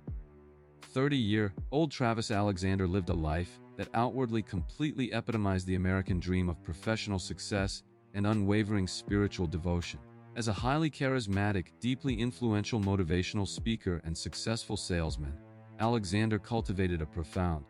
highly respected public persona heavily rooted in his faith and his extensive network of dedicated friends within his religious community. However, entirely concealed behind the heavy wooden doors of his spacious, immaculate residence existed a highly volatile, deeply toxic romantic entanglement that sharply contradicted the righteous image he projected to his adoring professional audience. His on-again, off-again relationship with 27-year-old Jodi Arias, an aspiring photographer and former waitress, was characterized by an intense, consuming physical intimacy that they both aggressively attempted to keep hidden from their mutual social circles. Arias possessed a deeply obsessive, highly possessive psychological framework, utilizing the clandestine nature of their frequent sexual encounters to systematically weave herself into the very fabric of Alexander's daily existence, despite his repeated attempts to establish firm boundaries. The stark dichotomy between his public religious piety and their private, heavily documented sexual escapades created a highly unstable, emotionally combustible environment where profound jealousy and deep-seated insecurity constantly threatened to ignite a catastrophic confrontation. To the outside observer, Arias appeared as an eccentric, but ultimately harmless ex-girlfriend, who occasionally struggled to accept the definitive end of their romantic relationship, completely masking the terrifying, calculating darkness actively festering beneath her polite demeanor. Alexander's profound desire to completely sever ties and pursue a more traditional, publicly acceptable courtship with another woman served as the ultimate, unforgivable catalyst that triggered an unimaginable, premeditated reaction within the mind of his scorned lover. The quiet, affluent Arizona neighborhood provided the perfect, unassuming backdrop for a deeply personal, meticulously planned execution, where the familiar comforts of a suburban home would soon be transformed into an unimaginably gruesome slaughterhouse. As the intense desert heat settled over Mesa in early June of 2008, the stage was perfectly set for a terrifying collision of obsessive love, profound betrayal, and a horrific, calculated vengeance that would permanently traumatize an entire community. The terrifying unraveling of this toxic dynamic completely materialized on the evening of June 9, 2008, when deeply concerned friends, severely alarmed by several days of unprecedented silence from the usually highly communicative Alexander, decided to forcibly enter his Mesa residence. Upon breaching the threshold of the supposedly secure home, They were instantly confronted with an overwhelmingly metallic odor and a massive, pooling trail of blood that ominously led directly down the hallway toward the master bathroom suite. The ensuing discovery within the confines of the glass, enclosed shower stall presented a visual reality so profoundly horrific and brutally violent that seasoned homicide detectives later described it as one of the most savage crime scenes they had ever encountered. Alexander's lifeless, heavily mutilated body exhibited 27 distinct, deep stab wounds scattered across his torso and back, a deeply severed trachea that nearly decapitated him, and a final point-blank gunshot wound directly to the forehead. The extreme, frenzied nature of the physical overkill immediately indicated to investigators that the brutal slaughter was not the result of a random, financially motivated home invasion, but rather a deeply personal, intensely emotional execution perpetrated by someone intimately familiar with the victim. As the massive forensic apparatus descended upon the blood-soaked residence, law enforcement officials immediately initiated contact with Arias, whose initial, highly calculated response was to project an image of profound, devastating grief over the shocking loss of her former romantic partner. During the preliminary investigative interviews, she established her first concrete alibi, adamantly and smoothly insisting that she had absolutely no geographic proximity to the state of Arizona during the established time frame of the brutal murder. She provided a meticulously detailed, entirely fabricated narrative claiming she was continuously traveling on a lengthy road trip through California and Utah, deliberately attempting to position herself hundreds of miles away from the horrifying carnage discovered in the Mesa bathroom. This immediate,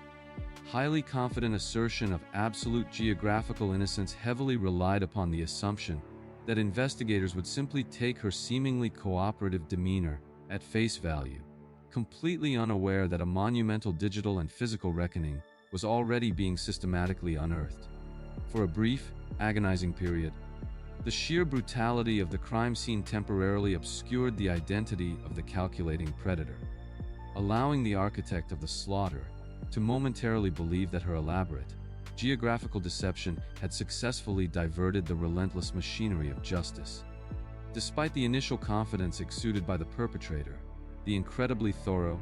microscopic analysis of the bloody crime scene rapidly began to yield irrefutable physical and digital evidence that systematically dismantled the fragile architecture of her geographical alibi. The most devastating, undeniable breakthrough occurred when astute crime scene technicians discovered a severely waterlogged digital camera deliberately thrown into Alexander's household washing machine,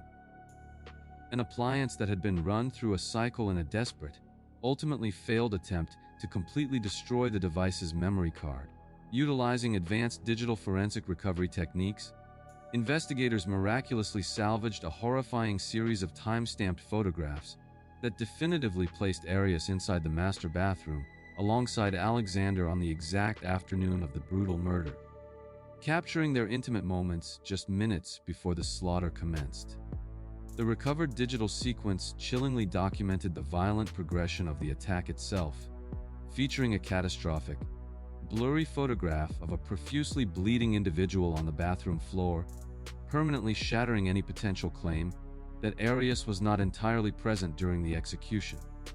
Confronted with this undeniable, insurmountable digital proof of her direct presence at the crime scene, Arias immediately pivoted her defensive strategy, discarding her initial geographical alibi and rapidly constructing a secondary, highly theatrical narrative involving a sudden, terrifying home invasion. She desperately claimed to investigators that two masked ninja-like intruders had violently broken into the residence, brutally executing Alexander and subsequently attacking her, a deeply convoluted story that failed to explain the complete absence of forced entry or any defensive wounds on her own body. Furthermore, the methodical investigative work of dedicated detectives uncovered a massive, highly calculated trail of premeditation that completely contradicted her claims of sudden victimization, including the deliberate rental of a vehicle in California and her systematic use of cash to avoid leaving a traceable financial footprint. Most damningly, investigators discovered that Arias had specifically purchased multiple 5-gallon gas cans in Salinas, California, intending to transport her own fuel to ensure she would not be captured on any Arizona gas station surveillance cameras during her clandestine journey across state lines. The additional revelation that a .25 caliber handgun, the exact caliber used to shoot Alexander in the head, had been conveniently reported stolen from her grandparents' residence just days prior to the murder firmly established a horrifying timeline of calculated, cold-blooded preparation. The supposedly perfect alibi of a terrified, surviving victim was completely and permanently destroyed by her own meticulous, over-engineered attempts to hide her tracks, setting the ultimate stage for a dramatic, deeply contentious confrontation within the unyielding confines of a courtroom. The absolute culmination of the extensive investigation materialized in a highly polarized, intensely publicized trial where the terrifying reality of the premeditated slaughter was systematically exposed to a deeply captivated, horrified national audience, realizing that the deeply flawed ninja, intruder narrative was completely unsustainable in the face of overwhelming forensic evidence. Arias dramatically altered her defense strategy for a third time, completely abandoning the home invasion story and shockingly claiming that she had brutally killed Alexander in absolute, desperate self-defense. Taking the witness stand for an unprecedented 18 consecutive days, she attempted to meticulously paint the deceased victim as a deeply abusive, physically violent sexual deviant, claiming that he had suddenly and viciously lunged at her in a murderous rage over a dropped camera. However, this carefully rehearsed, highly emotional performance on the stand completely collapsed under the immense, crushing pressure of a relentless, surgical cross-examination by the lead prosecuting attorney, who systematically dismantled every single logical inconsistency in her continuously evolving narrative. The prosecution masterfully utilized the undeniable forensic reconstruction of the blood spatter patterns to definitively prove that Alexander was violently attacked from behind while completely vulnerable in the shower, rendering her claims of a sudden, face-to-face physical struggle entirely physically impossible. Furthermore, the medical examiner's harrowing testimony regarding the extreme, excessive nature of the 27 stab wounds, including defensive wounds on the victim's hands, highlighted a level of profound, sustained malice that fundamentally transcended any legal definition of justifiable self-defense. The prosecution repeatedly hammered the undeniable evidence of extreme premeditation, forcing the defendant to agonize over the impossible coincidence of the stolen gun, the deliberately hidden rental car license plate, and the calculated fuel purchases made thousands of miles away from the crime scene. The profound realization that the killer had continually, aggressively manipulated the truth to secure her own survival, completely willing to publicly destroy the reputation of the man she slaughtered, left the jury completely astounded by the extreme depths of her sociopathic narcissism.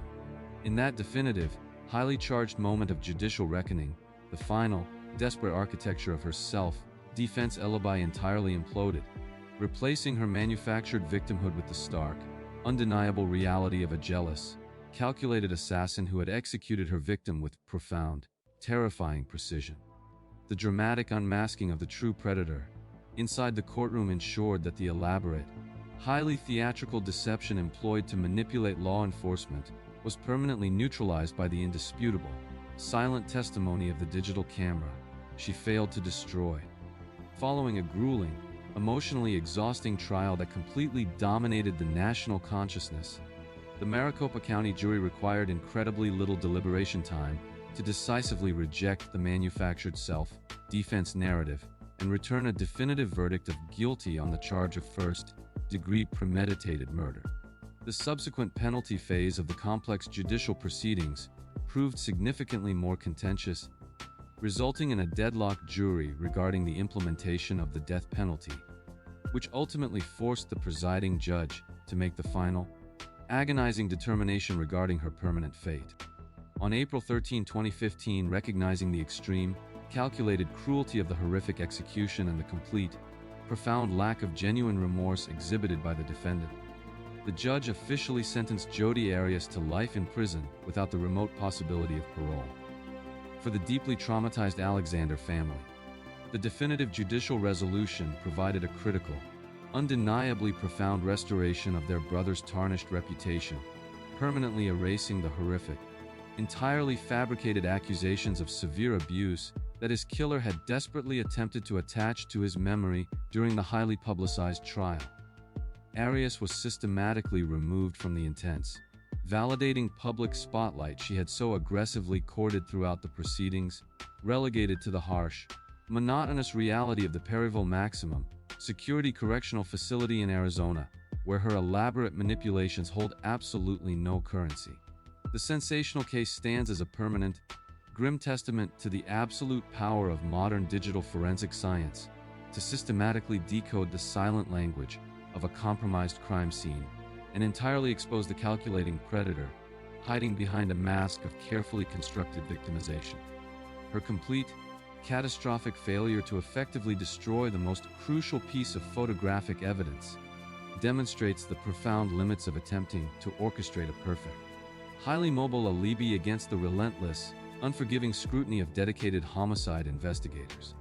While Arias relied heavily on a chaotic, evolving narrative of intruders and self-defense within the confines of a suburban home, other perpetrators have utilized the vast, unforgiving expanses of nature to construct equally elaborate, highly deceptive scenarios. This terrifying concept of weaponizing an isolated geographical landscape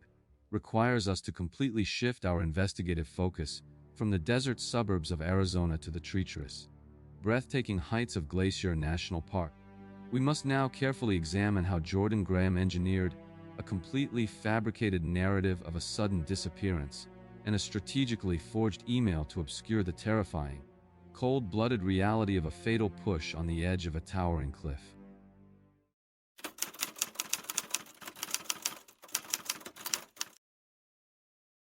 In the picturesque, mountainous community of Kalispell, Montana, the breathtaking natural scenery provides a stunning backdrop to the quiet,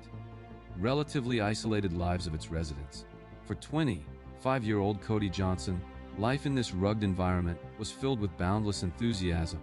characterized by his deeply outgoing personality, a passionate love for automobiles, and a profound, visible excitement for his future. This bright outlook seemingly culminated in late June of 2013,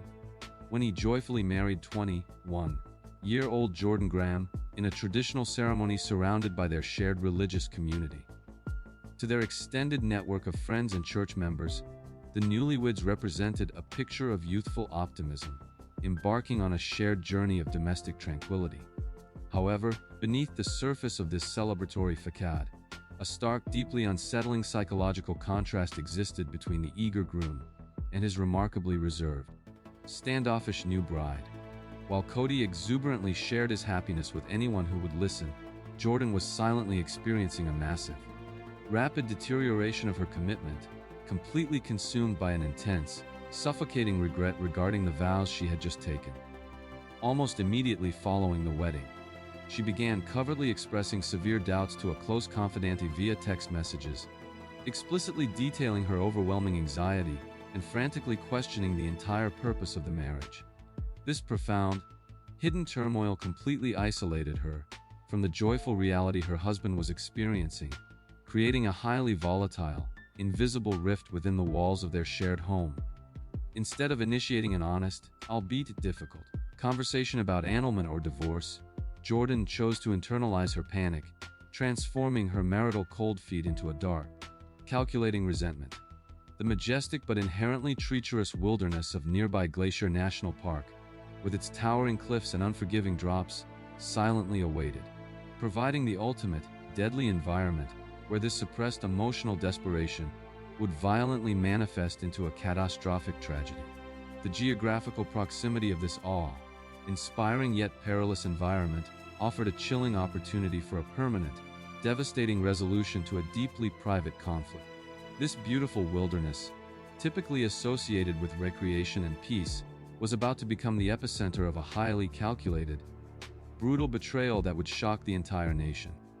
The fatal intersection of the couple's drastically different realities occurred just 8 days into their marriage, on the remarkably warm evening of July 7, 2013, following a seemingly normal social gathering at a local fast food restaurant. Operating under the guise of an affectionate gesture, Jordan explicitly promised her new husband a special surprise, successfully luring the unsuspecting Cody into their vehicle for an evening drive toward the imposing entrance of Glacier National Park. As the sun began to set, casting long, deceiving shadows across the rugged terrain, they navigated the winding, treacherous curves of the going to the Sun Road until they reached a popular, highly elevated scenic pull-off known as the Loop. Instead of remaining on the established, safe viewing platforms, Jordan initiated a highly dangerous descent down a steep, rocky embankment, leading Cody away from the safety of the road and onto a narrow,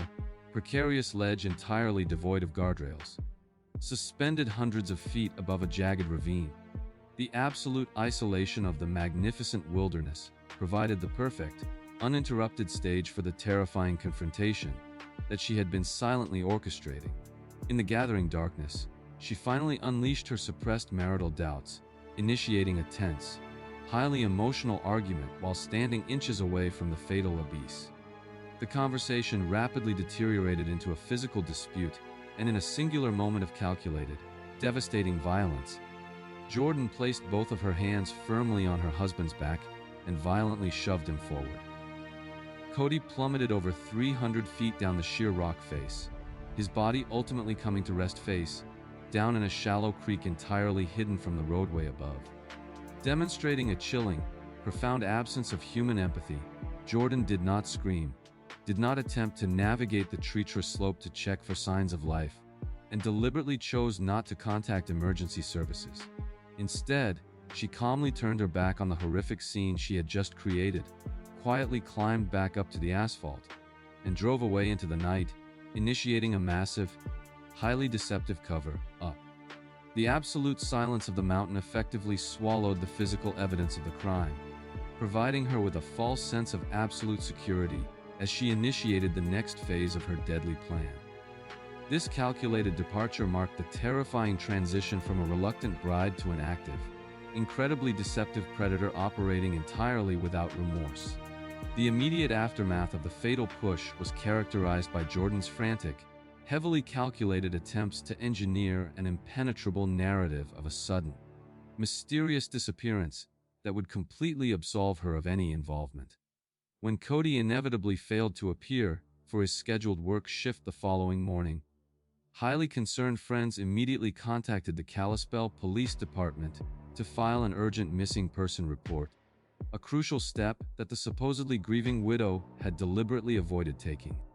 As law enforcement officers initiated the preliminary phases of their investigation, Jordan confidently presented her meticulously fabricated alibi, calmly informing detectives that her husband had abruptly left their residence with several unknown friends in a dark vehicle, supposedly seeking a temporary escape to clear his head. To further solidify this deceptive timeline, she maintained a highly active, utterly bizarre digital presence, continuously texting Cody's mother and close friends to express her manufactured worry and seamlessly reinforce the illusion that she was simply waiting for his safe return. However,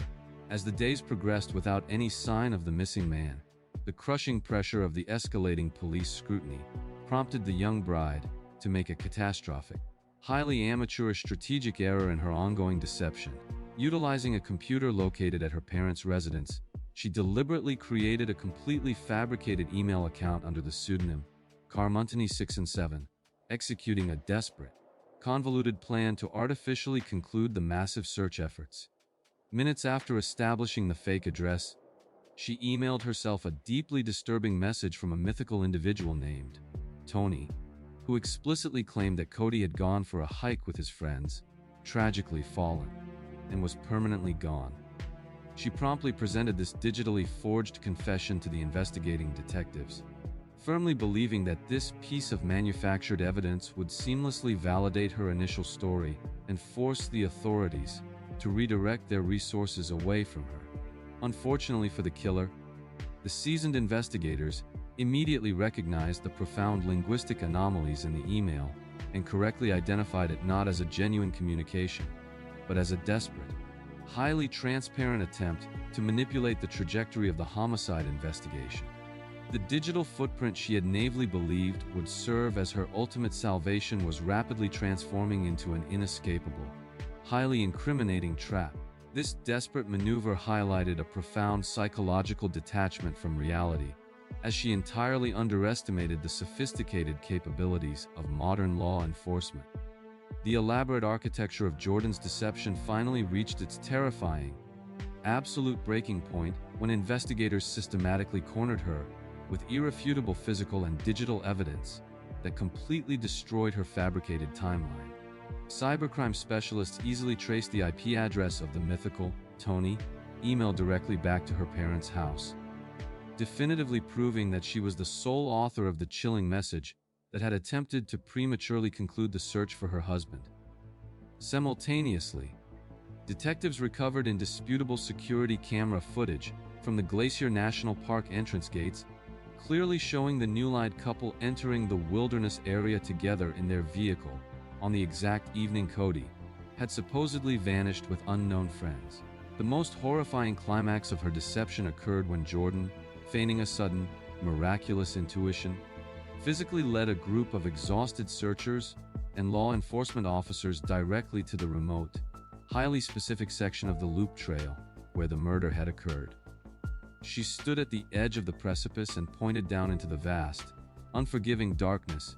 claiming she simply possessed a feeling that he might be there, because the park was supposedly on his bucket list.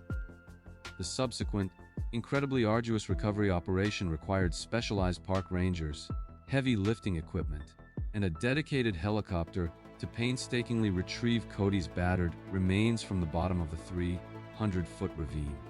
Confronted with the overwhelming, undeniable reality of the surveillance footage, the traced email, and her impossible knowledge of the exact location of the body, the fragile facade of the grieving widow completely collapsed inside the interrogation room. Stripped of her manufactured alibis, she finally admitted to the fatal confrontation on the ledge, desperately attempting to minimize her extreme culpability by claiming that Cody had aggressively grabbed her arm during the argument, prompting her to push him away in a moment of panicked self-defense. This final, revised narrative was viewed by prosecutors not as a genuine confession of a tragic accident, but as a heavily calculated admission designed to avoid a first-degree murder conviction, officially unmasking her as a cold-blooded killer who had utilized the majestic park as a lethal weapon. The sheer magnitude of her deception completely evaporated within the sterile confines of the police station, leaving behind nothing but the stark, undeniable truth of her absolute culpability. The majestic cliffside that she had weaponized for her horrific purpose was now permanently etched into the legal record as the definitive scene of a brutal, senseless murder. The judicial reckoning that followed the devastating discovery involved a highly publicized federal trial that completely exposed the profound, calculated cruelty underlying the brief, tragic marriage of the young couple. Just before the prosecution was scheduled to deliver its closing arguments, Jordan Graham unexpectedly accepted a mid-trial plea agreement, pleading guilty to the charge of second-degree murder in a desperate, ultimately successful attempt to entirely avoid a potential life sentence for first-degree premeditated murder. During the highly emotional sentencing hearing, the presiding federal judge vehemently reprimanded the defendant for her continuous, deeply manipulative lies and her complete, chilling lack of genuine remorse for the horrific execution of her husband of 8 days. Consequently, she was handed a definitive,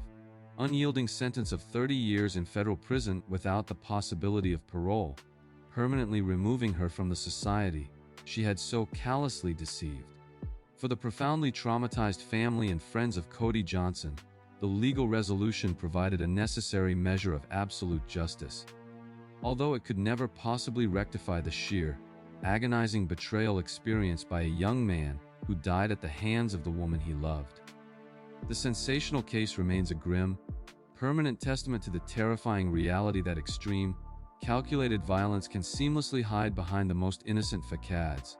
entirely bypassing the logical avenues of divorce or separation in favor of a permanent, lethal solution.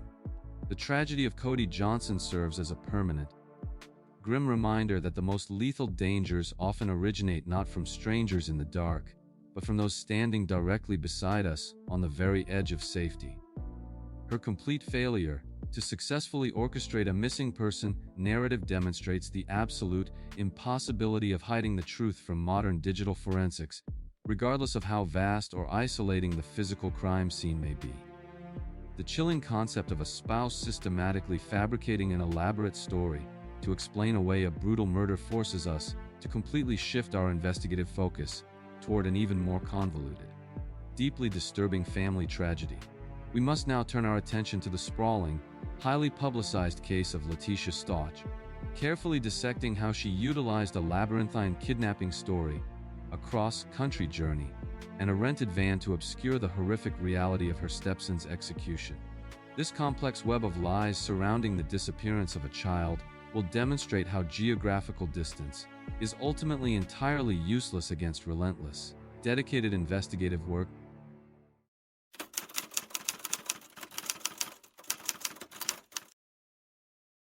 In the sprawling, tightly knit military community of Colorado Springs, Colorado, the superficial appearance of a stable, blended household provided the perfect camouflage for a deeply unstable and increasingly resentful stepmother.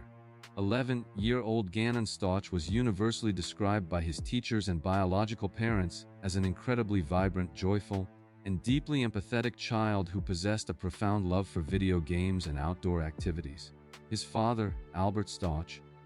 was an active, duty member of the National Guard whose frequent and demanding deployments fundamentally required him to place an immense amount of trust in his wife, Letitia Stauch, to adequately care for his children in his absence. To the surrounding neighborhood and the extended military community, Letitia presented herself as a dedicated educator and a capable, loving maternal figure who seamlessly managed the demanding logistics of a complex, modern household while her husband served their country. However, entirely concealed behind the pristine walls of their suburban residence existed a rapidly deteriorating psychological landscape characterized by Letitia's severe, deeply ingrained resentment toward her stepson and a terrifying, escalating volatility that she successfully hid from her absent husband. The immense, sprawling geography of the Rocky Mountain region provided a false sense of security for the family, who believed they were raising their children in one of the safest, most community-oriented environments available to military personnel. Nobody within their immediate social circle or the broader community could have possibly anticipated that the profound trust placed in the stepmother would be brutally weaponized to orchestrate a tragedy of unimaginable proportions. This heavily fortified illusion of domestic tranquility relied entirely on Albert's physical absence and the inherent societal assumption that a woman entrusted with the care of a vulnerable child would inherently possess a fundamental, protective maternal instinct. The quiet, snow-dusted streets of their affluent neighborhood operated under an absolute assumption of safety, completely ignorant of the dark, calculating animosity that was silently brewing within the specific confines of the young boy's own bedroom. As the bitterly cold winds swept through El Paso County in late January of 2020, the stage was meticulously set for a devastating betrayal of trust that would permanently shatter the Stauch family and initiate one of the most agonizing, high-profile missing child investigations in modern American history. The devastating shift from a seemingly mundane winter Monday to an absolute, terrifying nightmare commenced on the afternoon of January 27, 2020, when Letitia officially contacted the El Paso County Sheriff's Office to report her 11-year-old stepson as a runaway. According to her initial, remarkably calm statements to the responding deputies, Gannon had simply left their residence earlier that afternoon to walk to a nearby friend's house and had inexplicably failed to return before the setting sun brought freezing temperatures to the region. This carefully calculated, initial alibi was explicitly designed to immediately distance herself from any potential foul play, shifting the entire investigative focus outward into the sprawling suburban neighborhoods and the dense, unforgiving wilderness areas bordering their community. Law enforcement agencies, acutely aware of the extreme, life-threatening danger posed by the freezing Colorado winter to an underdressed child, instantly mobilized a massive, frantic search operation utilizing bloodhounds, tactical drones, and hundreds of deeply concerned civilian volunteers. While the surrounding community desperately calmed through heavily wooded ravines and icy drainage ditches, Letitia seamlessly integrated herself into the background of the unfolding crisis, offering seemingly helpful but fundamentally vague geographical suggestions to the exhausted search and rescue teams. The sheer audacity of her deception lay in its profound simplicity, heavily exploiting the common, statistically probable phenomenon of juvenile runaways to entirely mask the horrific, bloody reality that had already transpired within the walls of their own home. However, as the agonizing hours stretched into days, without a single credible sighting or physical trace of the missing boy, seasoned detectives gradually began to notice highly troubling, subtle inconsistencies in the stepmother's remarkably detached emotional demeanor. The perfectly constructed illusion of the desperate, grieving caretaker slowly began to fracture under the immense, crushing weight of intense police scrutiny, forcing Letitia to continuously adapt and modify her fabricated timeline to account for the glaring gaps in her narrative. The frantic, neighborhood-wide search operation, initially intended to rescue a lost child from the elements, unknowingly served as the perfect, chaotic smokescreen that allowed the true perpetrator crucial time to initiate the next, deeply disturbing phase of her cover-up. The narrative of the rebellious runaway was rapidly proven to be completely unsustainable, signaling to the highly trained investigators that the genuine threat to the child's life did not originate from the freezing wilderness, but from the very individual who had initiated the emergency call. Despite Letitia's desperate, continuous attempts to manipulate the trajectory of the massive investigation, the relentless, highly sophisticated machinery of local and federal law enforcement quickly began to dismantle the fragile architecture of her numerous, constantly shifting alibis. The most devastating, undeniable breakthrough occurred when a highly vigilant neighbor voluntarily provided detectives with home surveillance footage that definitively captured Gannon getting into Letitia's pickup truck on the morning of his disappearance, but chillingly showed the stepmother returning hours later completely alone. Confronted with this irrefutable visual contradiction, Letitia drastically altered her defense strategy, abandoning the runaway narrative and launching into a bizarre, highly theatrical local news interview where she aggressively defended her own character while turning her back to the camera. Inside the Stauch residence, forensic crime scene technicians, utilizing highly sensitive luminal chemical reagents, uncovered a massive, horrifying scene of extreme violence within Gannon's bedroom, revealing that blood had heavily soaked entirely through his mattress and pooled heavily beneath the floorboards. Realizing that the physical evidence within the house was insurmountable,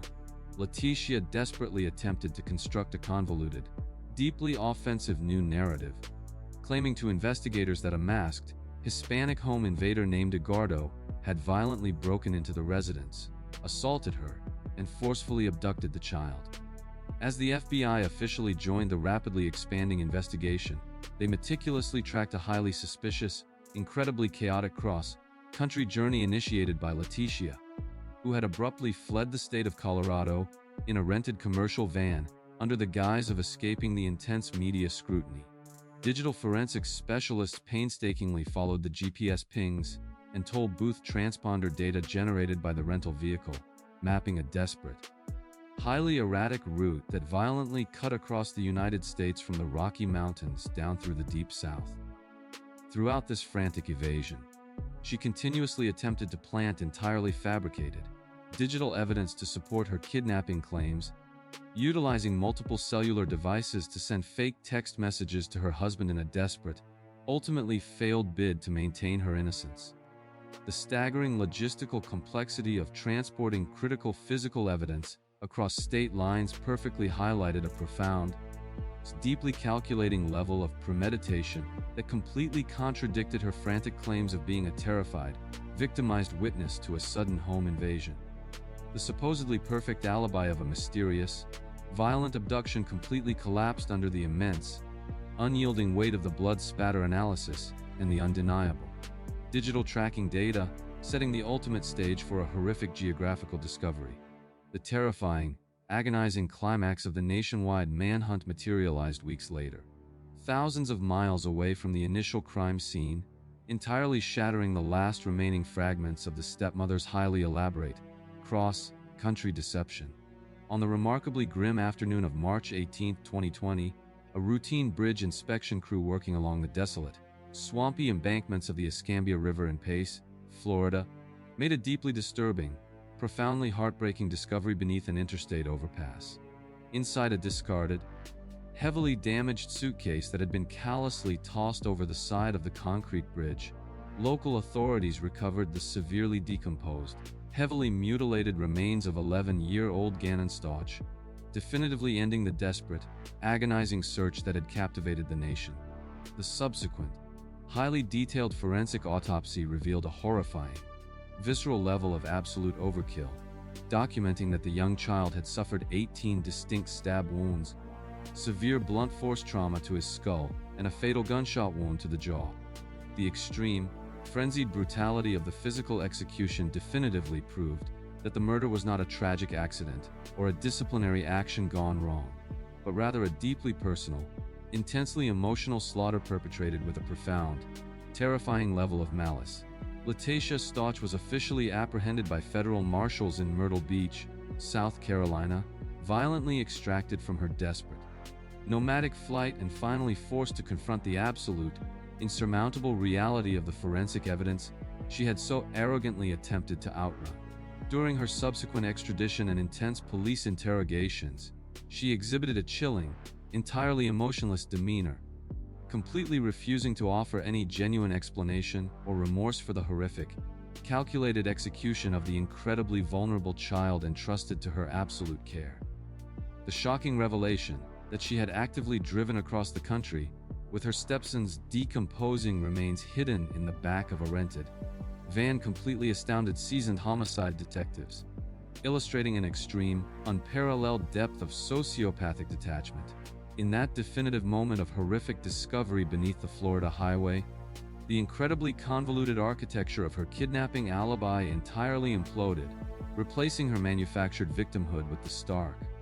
undeniable reality of a cold-blooded assassin who had utilized geographical distance as a lethal tool. The unmasking of the true predator completely ensured that the elaborate, highly theatrical deception employed to manipulate the child's grieving father was permanently neutralized by the indisputable, silent testimony of the recovered suitcase. The highly complex, incredibly emotional judicial proceedings that eventually followed the gruesome discovery involved a deeply polarizing, heavily publicized trial that completely exposed the profound, calculated cruelty underlying the stepmother's extensive web of continuous fabrications. Realizing that a traditional defense was entirely impossible given the absolute mountain of irrefutable forensic evidence, Latacia Stauch desperately attempted to utilize an insanity plea, claiming she was suffering from a severe dissociative identity disorder and that an alternative personality had actually committed the murder. However, the prosecution masterfully dismantled this highly convenient psychiatric defense, utilizing expert testimony from highly trained forensic psychologists who unequivocally confirmed that she possessed a clear, rational comprehension of her criminal actions and actively engaged in sophisticated, highly organized efforts to conceal her guilt. Throughout the grueling weeks of the trial, the jury was forced to endure a harrowing, deeply uncomfortable presentation of the bloody crime scene photographs, the GPS tracking data, and the chilling audio recordings of her continuously changing, highly manipulative statements to law enforcement. On May 8, 2023, following brief, highly decisive deliberations, the jury completely rejected the fabricated insanity narrative and returned a definitive verdict of guilty on all counts, including first-degree murder, child abuse resulting in death, and tampering with a deceased human body. The presiding judge subsequently delivered a devastatingly harsh, absolute sentence of 2 consecutive life terms in prison, without the remote possibility of parole, permanently and legally ensuring that she would remain isolated from society for the rest of her natural existence. For the profoundly devastated biological parents, Albert Stauch and Landon Hyatt, the definitive legal resolution provided a necessary measure of absolute, factual justice, although it could never possibly rectify the sheer, agonizing betrayal experienced by a young boy who was brutally slaughtered in his own sanctuary. The sensational case remains a grim, permanent testament to the terrifying reality that the most lethal dangers often originate from the very individuals legally and morally obligated to provide protection, entirely bypassing the logical avenues of family separation in favor of a permanent, unspeakable violence. Her complete, catastrophic failure to successfully orchestrate a phantom kidnapping narrative demonstrates the absolute impossibility of outrunning modern forensic tracking capabilities, regardless of how many state lines a perpetrator attempts to cross. This chilling concept of utilizing extensive travel and elaborate digital lies to mask a brutal execution forces us to carefully shift our investigative focus toward a completely different,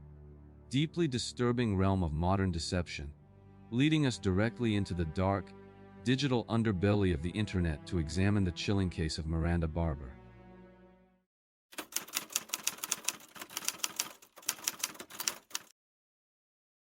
In the quiet, working-class borough of Port Trevorton, Pennsylvania, the daily routine of 42-year-old Troy LaFerrara was utterly unremarkable,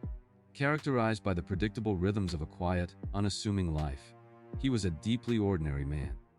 completely unaware that his seemingly innocuous digital interactions were about to intersect with a profound,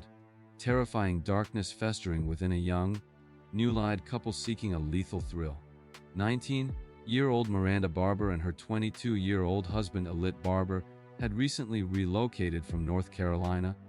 presenting themselves to their new neighbors as an average, young couple navigating the typical financial and emotional struggles of early marriage. However, beneath the completely mundane facade of their shared domestic existence, the Barbers were actively cultivating a highly disturbing, shared fascination with extreme violence and a profound desire to permanently cross the ultimate moral threshold. Miranda possessed a deeply troubled psychological history, marked by a highly transient upbringing across multiple states and a dark, carefully concealed obsession with macabre, homicidal fantasies. To external observers, the young newlyweds seemed entirely unexceptional, lacking the overt behavioral indicators typically associated with cold-blooded, calculating predators capable of orchestrating a completely unprovoked slaughter. The profound geographical isolation of central Pennsylvania provided a seemingly secure, quiet environment where their shared, deadly compulsion could slowly incubate away from the scrutiny of concerned family members or law enforcement. Neither the community nor the unsuspecting victim could have possibly anticipated that the couple's recent marital union would serve as the horrifying catalyst for a premeditated execution designed explicitly to cement their dark bond. The quiet, chilly autumn atmosphere of the Susquehanna Valley served as the perfectly unassuming backdrop for a deeply calculated, digital trap that would violently extinguish a life and ultimately captivate the entire nation. As the Thanksgiving holiday rapidly approached in November of 2013, the stage was meticulously set for a terrifying collision of digital vulnerability, profound sociopathic detachment, and a horrific, manufactured thrill that would completely shatter the local tranquility. The catastrophic shift from dark, theoretical fantasies to a brutal, undeniable physical reality commenced on the evening of November 11, 2013, when Troy LaFerrara responded to a highly deceptive advertisement posted on the digital classifieds website Craigslist. Operating under a completely fabricated digital persona, Miranda Barber had strategically utilized the platform to offer illicit companionship and sexual services in exchange for a $100 payment, specifically targeting vulnerable, lonely men seeking discreet encounters. Lured by the false promise of a clandestine arrangement, LaFerrara willingly traveled to the vast, sprawling parking lot of the Susquehanna Valley Mall in Hummel's Wharf, entirely unaware that he was walking directly into a highly coordinated, lethal trap. Upon his arrival, he confidently approached the passenger side of Miranda's red Honda CR-V, completely failing to notice the terrifying, hidden reality existing just inches behind the driver's seat. Alibi Barber, acting as a fully committed, silent accomplice in the premeditated execution, was meticulously concealed beneath a heavy blanket in the rear of the vehicle, clutching a thick cord and patiently awaiting his wife's predetermined signal. When LaFerrara comfortably settled into the front passenger seat and finalized the financial transaction. He permanently sealed his fate, completely stepping out of the safety of the public sphere and into a mobile, soundproofed slaughterhouse. Miranda calmly engaged the vehicle's transmission and initiated a brief, 6-mile journey toward the neighboring city of Sunbury, seamlessly maintaining a facade of casual conversation while driving her victim directly to his demise. This calculated, terrifying geographical displacement heavily relied upon the inherent trust associated with digital transactions, utilizing the anonymity of the internet to completely isolate a target from any potential witnesses or immediate assistance. The mundane, highly routine nature of the short highway drive perfectly masked the profound, lethal danger escalating within the incredibly confined space of the compact SUV, setting the ultimate stage for an explosion of absolute violence. The unsuspecting passenger had essentially purchased his own execution, completely ignorant of the fact that the newlyweds had deliberately engineered the entire encounter simply because they possessed a profound, shared desire to murder someone together.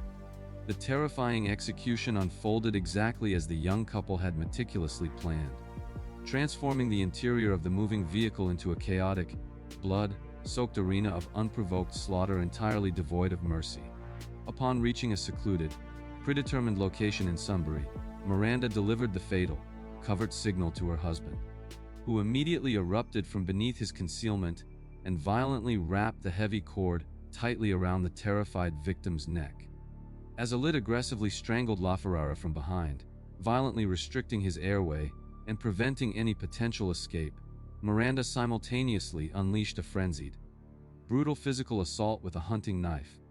She completely overwhelmed the struggling man, inflicting 20 devastating,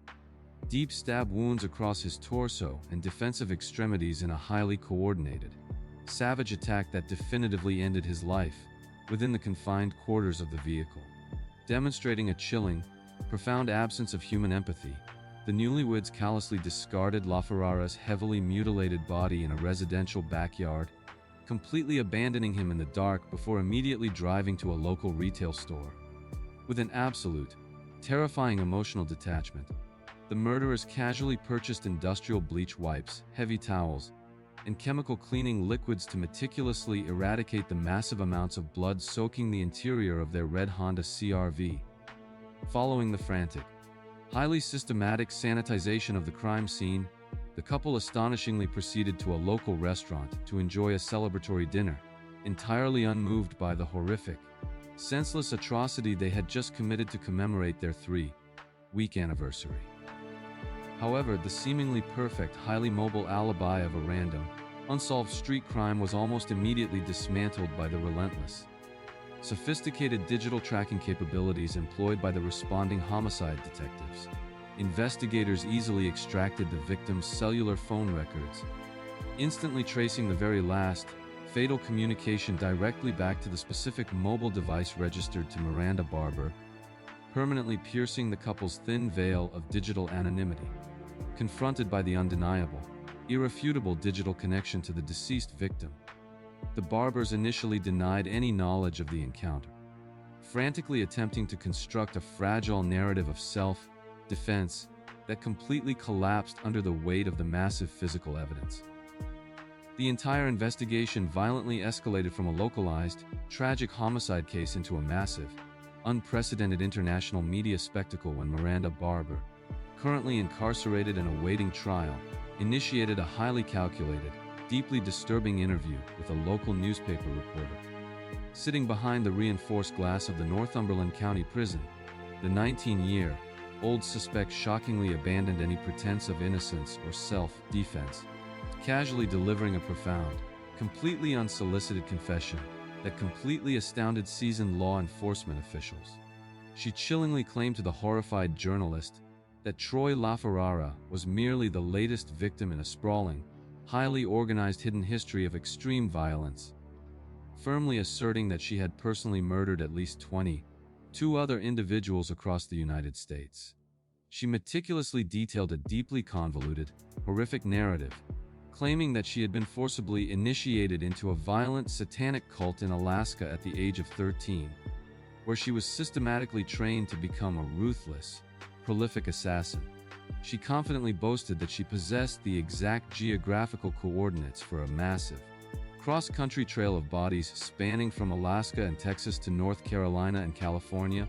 explicitly stating she simply stopped counting her victims after reaching the number 22. This explosive, incredibly specific declaration of mass murder instantly triggered a massive, highly coordinated response from the Federal Bureau of Investigation,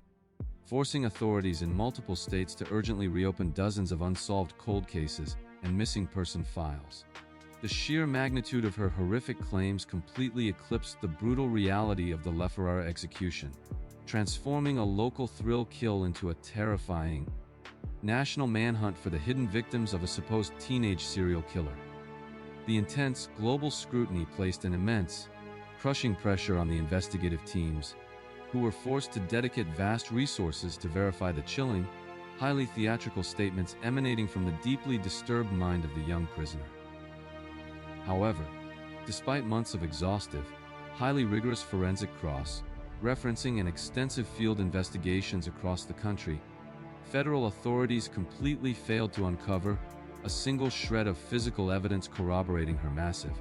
grandiose claims of a satanic killing spree. The terrifying plot twist was ultimately the complete lack of a plot twist. The sprawling history of violence was definitively exposed as an incredibly elaborate, highly manipulative fabrication engineered by a profoundly narcissistic individual desperately seeking permanent infamy. The highly complex, incredibly tense judicial proceedings that ultimately followed the horrific execution entirely bypassed the sensationalized, fabricated narratives of a massive serial killing spree, focusing exclusively on the undeniable,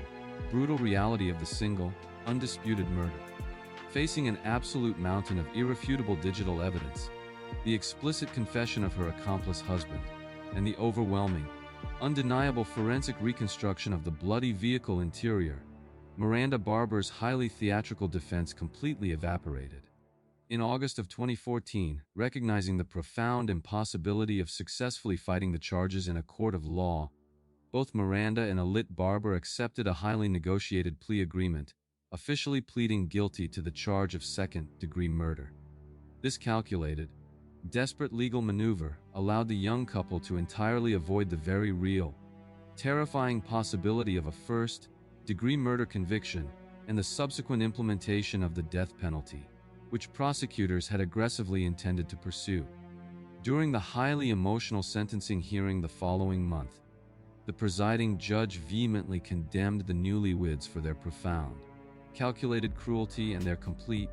chilling lack of genuine remorse for executing an entirely innocent man solely for a manufactured thrill.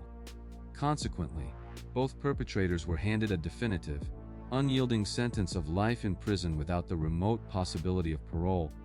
permanently and legally ensuring that they would remain completely isolated from society for the rest of their natural lives. For the profoundly devastated family and friends of Troy LaFerrara, the definitive legal resolution provided a necessary measure of absolute, factual justice, although it could never possibly rectify the sheer, agonizing betrayal experienced by a man who was brutally slaughtered merely to satisfy a twisted marital fantasy. The FBI completely and permanently closed their investigations into her highly publicized, entirely fabricated claims of a nationwide killing spree, officially solidifying her legacy not as a prolific, mastermind serial killer, but as a pathetic, deeply disturbed liar who committed a single, cowardly act of violence. The sensational case remains a grim, permanent testament to the terrifying reality that extreme, calculated violence can seamlessly hide behind the most innocent facades, entirely bypassing the logical boundaries of human empathy. As we carefully reflect on the vast, deeply disturbing tapestry of these 10 horrific cases, we must finally pull back and examine the profound, underlying psychological threads that connect these individuals who almost managed to completely rewrite the ultimate truth. These 10 chilling stories systematically prove that the most terrifying predators do not always hide in the darkest alleys. Instead, they often camouflage their lethal intentions behind the polished veneer of a perfect alibi, a curated digital footprint, or a trusted maternal facade. Thank you for joining me on this incredibly dark journey into the absolute depths of human deception, where the irrefutable truth ultimately managed to shatter the illusions constructed by those who believed they could outsmart the relentless pursuit of justice. Be sure to subscribe and stay vigilant, because the next seemingly perfect neighborhood might be hiding a secret that is just waiting to be uncovered. While forensic science ultimately shattered the meticulously crafted illusions of these 10 women, one chilling question remains. How many flawless alibis are still out there right now, successfully hiding the monsters living right next door? Thank you for watching, and remember to always question the perfect facades around you, because the truth is rarely as innocent as it appears.